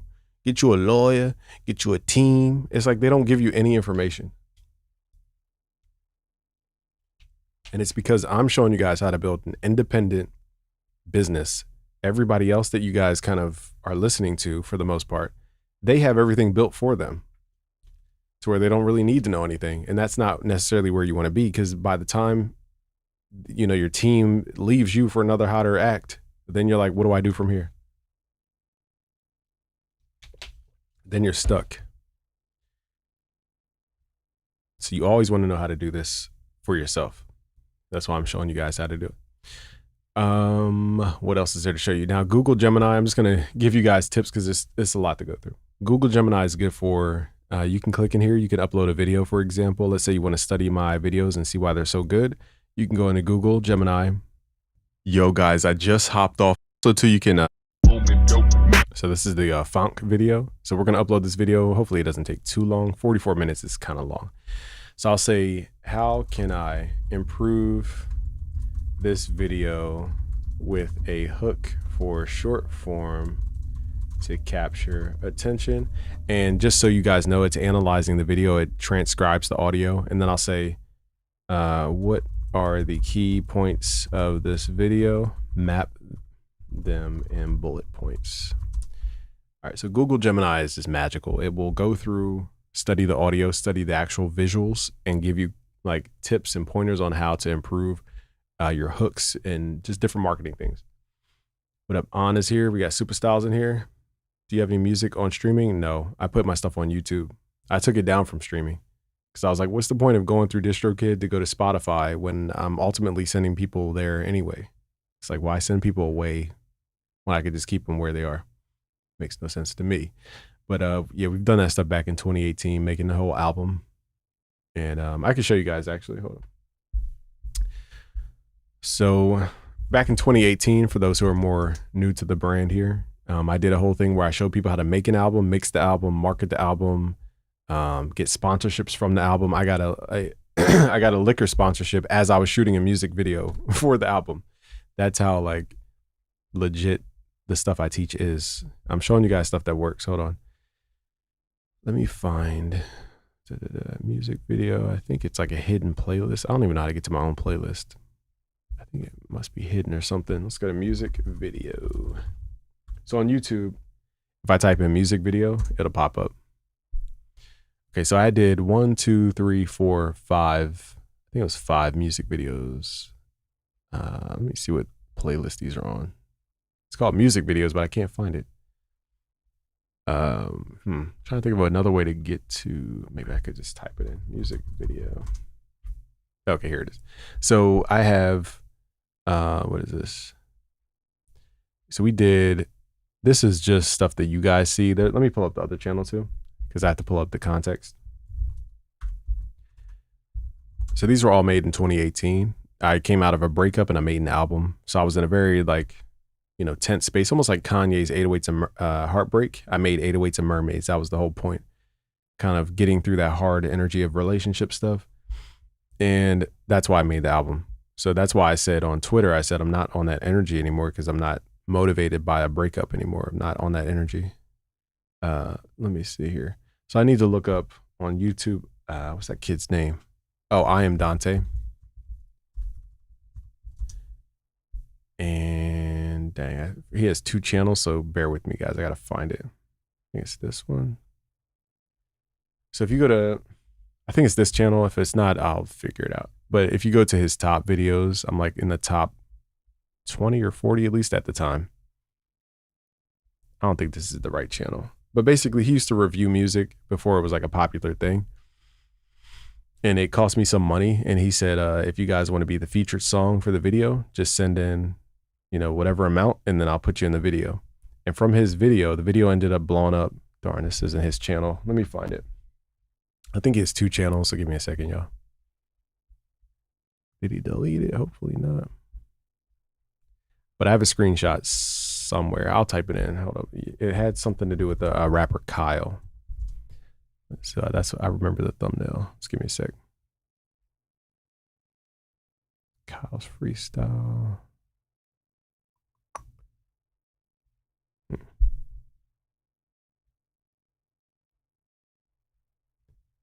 Maybe his other channel got, oh no, here it is. I'm Dante. Okay. Oh, dang it. It's right there. Move. Okay, here it is. So it's on his I'm Dante channel. So it's this video, yikes, rappers that fell off versus rappers that are blowing up reaction. Okay, now if you go play this video, it has 1.9 million views on it. I'll click inside. And he has this thing where, hold on, we're going to get a YouTube ad, so I got to switch screens. Hold on. I have the free YouTube, y'all. So this is 6 years ago, mind you, okay? When I was in that energy. I'm waiting, I'm watching an ad right now, so bear with me, y'all. Okay. I muted the audio just because I don't want to deal with the audio stuff. Okay, so right at the 30-second mark. Before we get into that, go ahead and pass me, Doc, so we can get into today's paid promoted song. Let me get that. All right, and this is my song called Bad Luck. And he took a clip. He took a clip from that video and put it on his YouTube.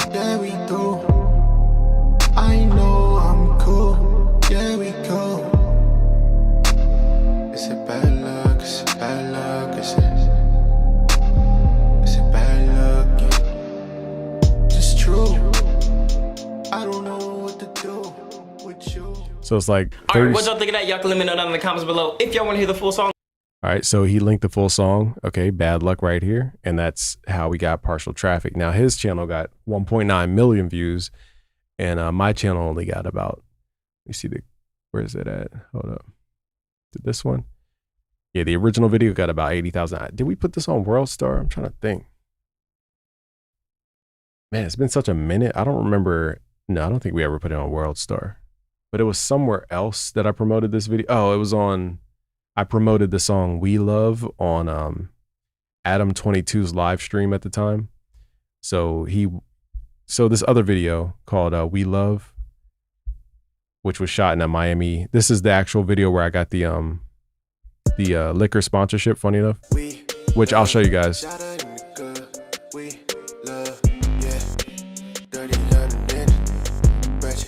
So Jay Yaketa did the edits on these. So this is a $6 million mansion in Miami. I don't own it. We were just there shooting a video. I'm going to skip ahead because I'm okay. So that's me. Blah, blah, blah. I was basically kind of like the agent of these people. That was kind of like the whole video treatment for it.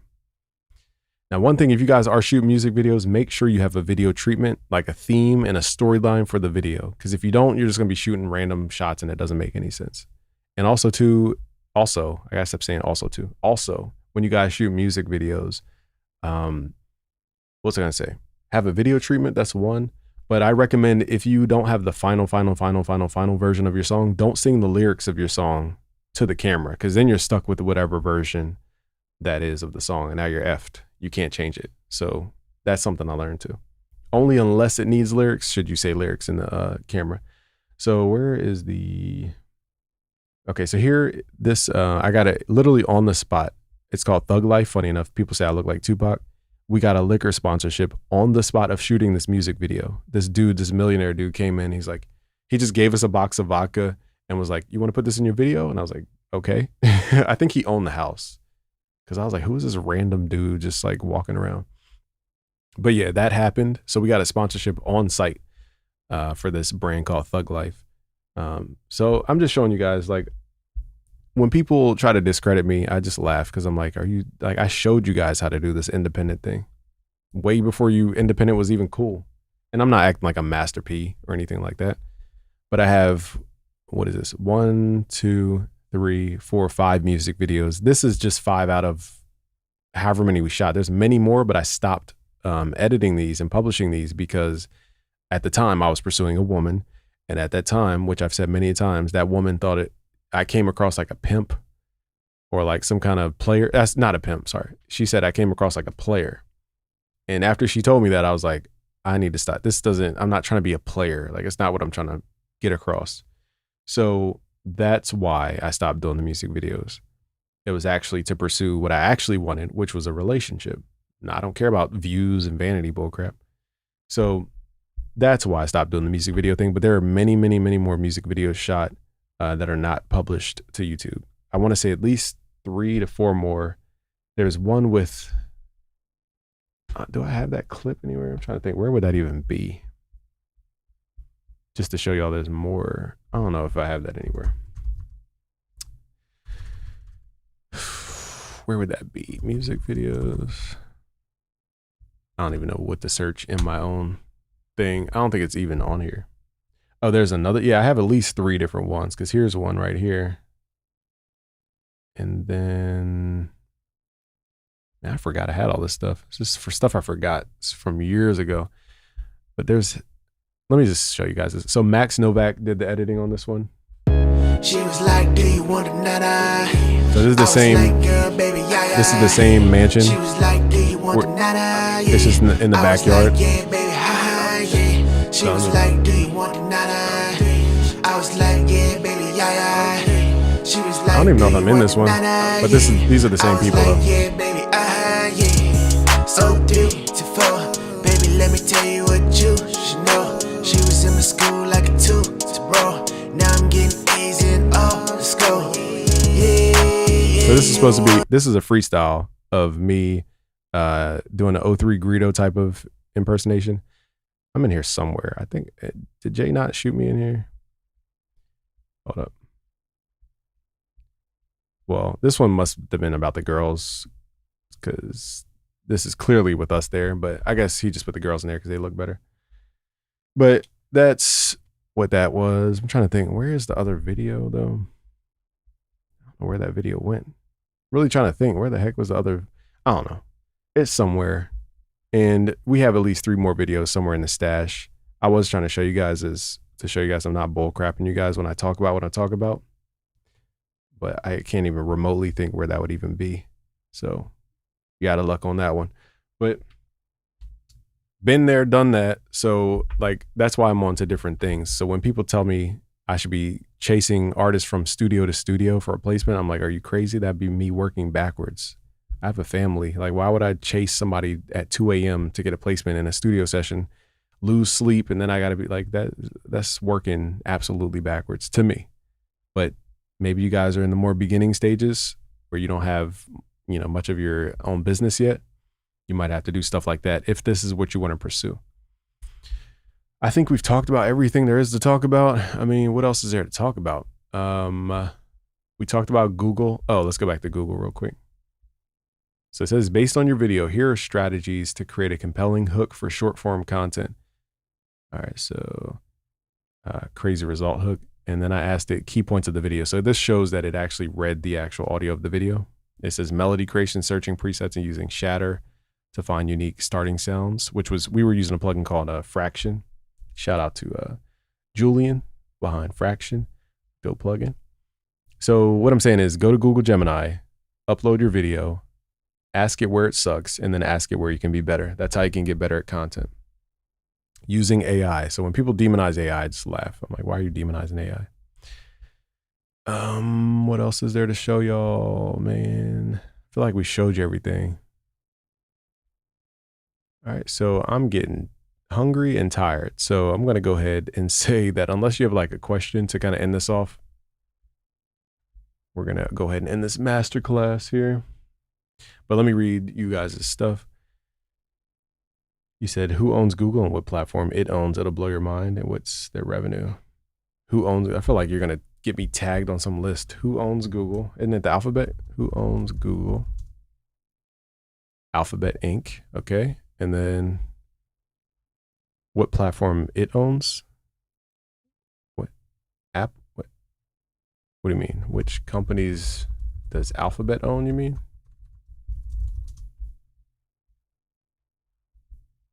It says Waymo, DeepMind, Google. I don't see anything fishy here. Am I typing the right thing? It's pretty much Google companies. Google Fiber, Google Maps, YouTube, Looker Studio. Did you get paid cash or something for that vodka bottle placement since he came up to you on the day of the shoot? No. Funny enough, it was just aesthetic. It was a vibe. We got free drinks for the girls, and I was like, cool. It didn't hinder anything. No, he didn't pay me on the spot though. But it did benefit the vibes. It benefited the vibes because we ended up shooting like 3 days, I think it was. And the girls get bored. They need food. Like, it's not just like, hey, hire models and have them come in. You got to have food on deck. I had to buy a bunch of food, sushi and bull crap. But the main thing was the drinks, you know, as the sushi was being served or whatever. I'm still trying to sell my first beat, and it's been 8 years. CG Beats. Rewind this live stream. You'll get some tips, techniques. Donnie's in here. What up? Go Eat King is funny. Probably earlier in the video, but what was the way to obtain customer emails? You got to build what's called an opt-in page. So these are, I'm using what's called gem pages. This is what pretty much the majority of the industry uses in our industry, gem pages. This is built on what's called Shopify. So gem pages is free, but you have to pay for Shopify. So Shopify, I don't even know the payment plans. I don't know. But you get a lot more control than if you were to just go to BeatStars to call it a day. So I go to gem pages because I can build out web pages. I built out this web page. I built out, is this it right here? No, I built this one out, this opt-in page where it's more black. I built my entire premium sales page with gem pages. So you could do pretty much, you know, modern looking stuff and it's pretty clean. Where is the black? Is this it? No. Oh yeah, here it is. So for example, this black box, excuse me, this was built with gem pages.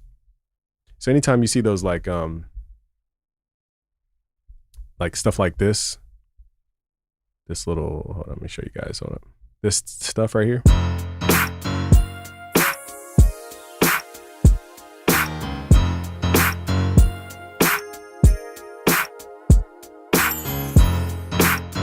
All right, that's built with what's called Wave Surfer.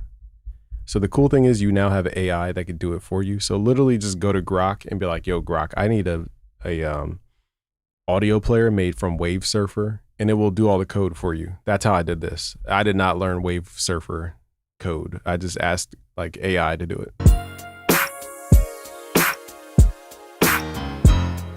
And that's how you get these like play buttons on your webpage like that. So yeah, it's called Gem Pages for Shopify. Google funnels it all and is residual income. Wait, Google funnels it all. Hey, I mean, more power to Google. I have no qualms with Google. They can get all my data. Who cares? What, are they going to sell me soap? I know when I stink. Crilly says, what do you recommend related to operating systems choice and hardware for the home studio kind of setup? Apple with the latest tech and Mac related OS or Windows? I'm on Mac. I really haven't turned my back to PC. I mean, I haven't really turned back to PC. I'm just kind of like a Mac fan because my phone communicates with the computer and that communicates with the other Mac. So when I want to move files around real quick, I'll just airdrop them between computers. It's a lot faster. Now, getting that same file to my fiance, for example, on her PC, I have to email her. We have to it's all these steps. And it's like, that's what I like about Mac is it's very just quick. I trust the brand. I love the brand. It's like once you go Mac, you can't go back. But if you have to go back, PCs are pretty good. I just wouldn't recommend laptops anymore. Laptops, the main issue, no matter how powerful your laptop is, it will overheat. I learned that the hard way. So I bought $4,000 MacBook with all the bells and whistles, but it overheats and you can't do anything on it. So it's like, what the freak did I spend money for? It doesn't even work. So yeah, don't get laptops. They're bound to suck. Why are so many people against AI when it's very beneficial in the right hands? I don't know. They call it ethics. And then I'm like, okay, if it's an ethics issue, then let's address the ethics of you using other people's drums, you using samples that you didn't clear. We could go down, if it's an ethics battle, it's like, what about your ethics as a person? Because they don't match. People just pick and choose, man. That's all it is. They just pick and choose what to be mad at. They don't even know.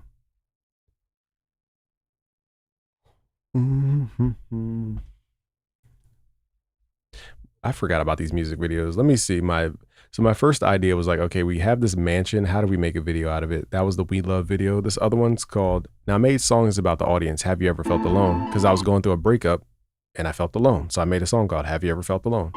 Pretty straightforward. Yeah. This one, not the greatest song, but it came from a real place in terms of the message of it though. Used to think that you were beautiful. So I think I'm actually in this one. It's just a breakup or a funeral. I think I'm wearing that shirt. Many times I died inside. I'm wearing a different shirt. It felt like sipping on some cyanide. Used to think that you were beautiful. Now, one thing that will really test your song quality is when you have to play it in front of strangers and then they have to do a music video to it. There's nothing worse than playing a song that's just not a vibe. And then they have to also have energy in the video. That will test your music skills It's just a breakup for a funeral. to the core. Cause I remember I played this one song called, it was something about Miami. It was like, it was like a Detroit beat, but it was like coming to Miami, something about Miami. And it was like cheesiest dance song. And the girls were like, they just weren't resonating with it at all. I was like, freak. So I literally went back to the studio after shooting the video and I redid the entire song. Cause I was like, I can't go out like that. The way they responded to the song was so funny. Many times I died inside. They didn't laugh at me or anything, but they just weren't vibing. You could just tell it wasn't a vibe. Sipping on some cyanide. So yeah, this is the Have You Ever Felt Alone video. Like sipping on some cyanide. Who else ever had their... I thought that had more video treatment to it. I guess not. So it's just, all right, that's more of like the backyard. And then we did the Bad Luck one. This one, I didn't play the whole thing, but this one was shot at a San Diego beach. So this is a free area, but in terms of what it costs to produce this video, it was a lot of money. Because we had Jay had to basically rent a gimbal that cost $2,000 to rent the video. So this one had the most video treatment. So again, you start at the beach. It's me seeing a mermaid because the album was called 808s and Mermaids. And it's my friend or whatever. It's my friend in real life. And then boom. All right, so she's acting like a mermaid coming out of the water. Here we go. So So this one had the most storyline to it. And I think this is why this video worked on the other channels, because it actually had a story to it. So this is her doing a flip or whatever. You guys saw that already. And then here's another house that I rented for another part of the shoot. And I forgot we have other wow, it was like there's at least 6 more music videos, because I forgot we even have another crew of people. That's why I said there's so much stuff I didn't release. I forgot all about it. Now it's like I'm in a noose. Now I'm all over the news. All right, so the storyline is like, okay, I saw a mermaid come out the water. The mermaid and I go to the house. We're chilling at the house doing stuff. She invites me into the house, and then there's like a bedroom scene. Nothing happens though. It's just her flopping on the bed or whatever. Yeah. And then, okay, then I'm asleep, and then she takes the laptop out the bag when I'm sleeping, and then she hacks the laptop. So that had the most like storyline to it. The other ones are just random clips. That's why I said if you guys are going to do a music video, make sure you do like a storyline. So I took down the album because people keep telling me on Twitter, where's the album? Where's the album? I just took it down because I told you guys why I took it down. So this one I don't think has a treatment to it. Those are the shiny shoes that Curtis King hates on me for. He was hating on me for my shiny Gucci shoes. I said, man, why are you hating? So this song was actually not about Curtis King. It was about this other guy that I thought ran away from Busyworks Beats because he just ghosted us. And he was a huge contributor to the brand, and then he just disappeared. So I was like, so I made a song. I freestyled this entire song, by the way. This is, oh, you know what? This is the song I played on Adam 22. I played this song. Why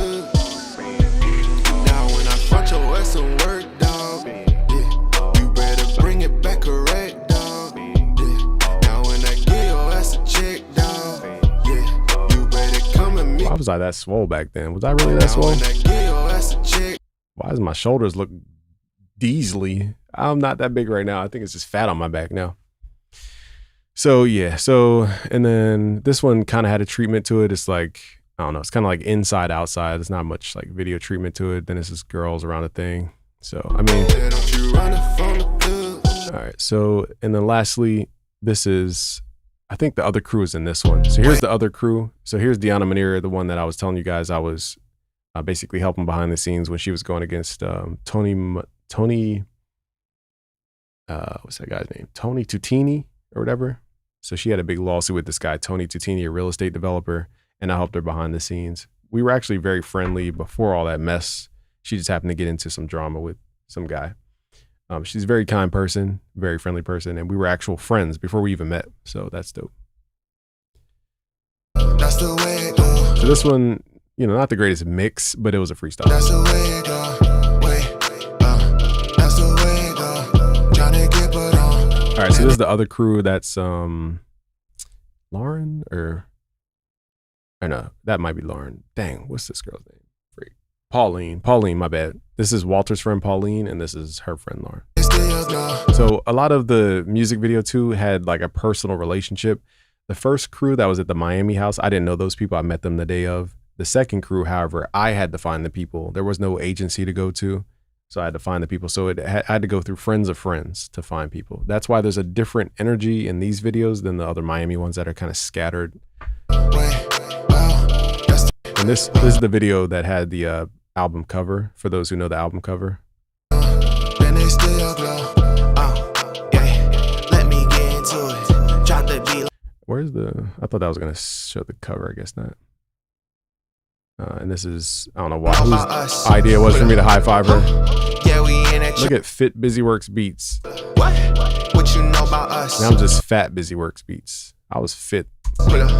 Was, keyword was. Yeah, we in it. All right, I'm trying to find the part where we're sitting near the pool, and I'll just play it, but there's a part where we're sitting near a pool and it's the cover of the album. I just forget where it is. I don't even know if Jay got it in here. Oh, it's towards the end. I see it. That's the way it go. That's the way it go. That's the way it go. Tryna get put on, then they still glow.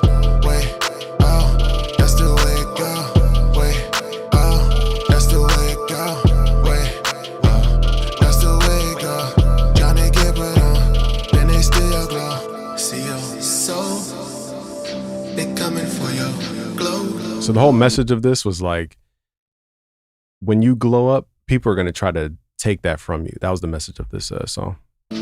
Dropping dominoes, trying to steal your soul.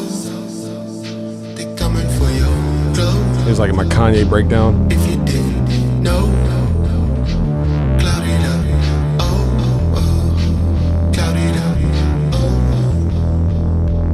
Wait, that's the way it go. I'm waiting for the album cover part. Right? That's the way it go. Wait, that's the I think this is the part where. tryna get put on, then they steal your glow. Wait, Where is that freak? I guess Jay didn't get it though. wait, that's the way it go. Wait, that's the way it go. All right, so where the freak is it at? Basically, what I was trying to show you guys that didn't, I thought it popped up. I guess I was wrong.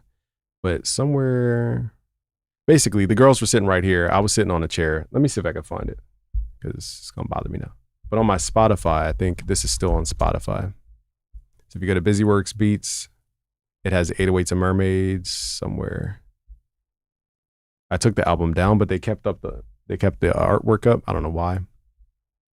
So I'll download it just so I have it. I don't even know how to download this picture. I don't know. So here's the picture.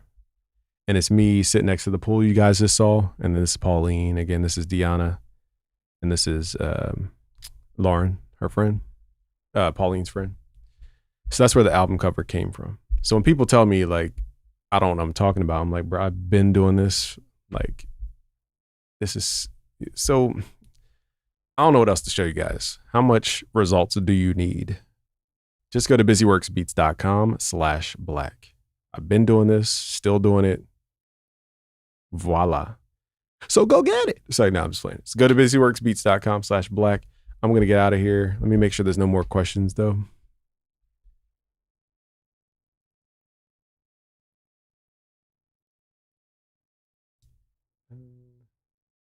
I got to find the other videos. If I find the other like 5 videos that I have, maybe I'll release them as this one big one big beginning to end video.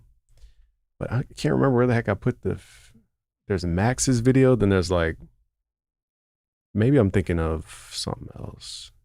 But we have footage of like, we did another video in the house, the San Diego house. I don't know. I just got to find it. Why are so many people? I don't know. All right. So I think we've covered everything there is to cover. He said, just wanted to thank you again for this. Thank you. Pooksta. What do you recommend related to OS? Okay, we did that one.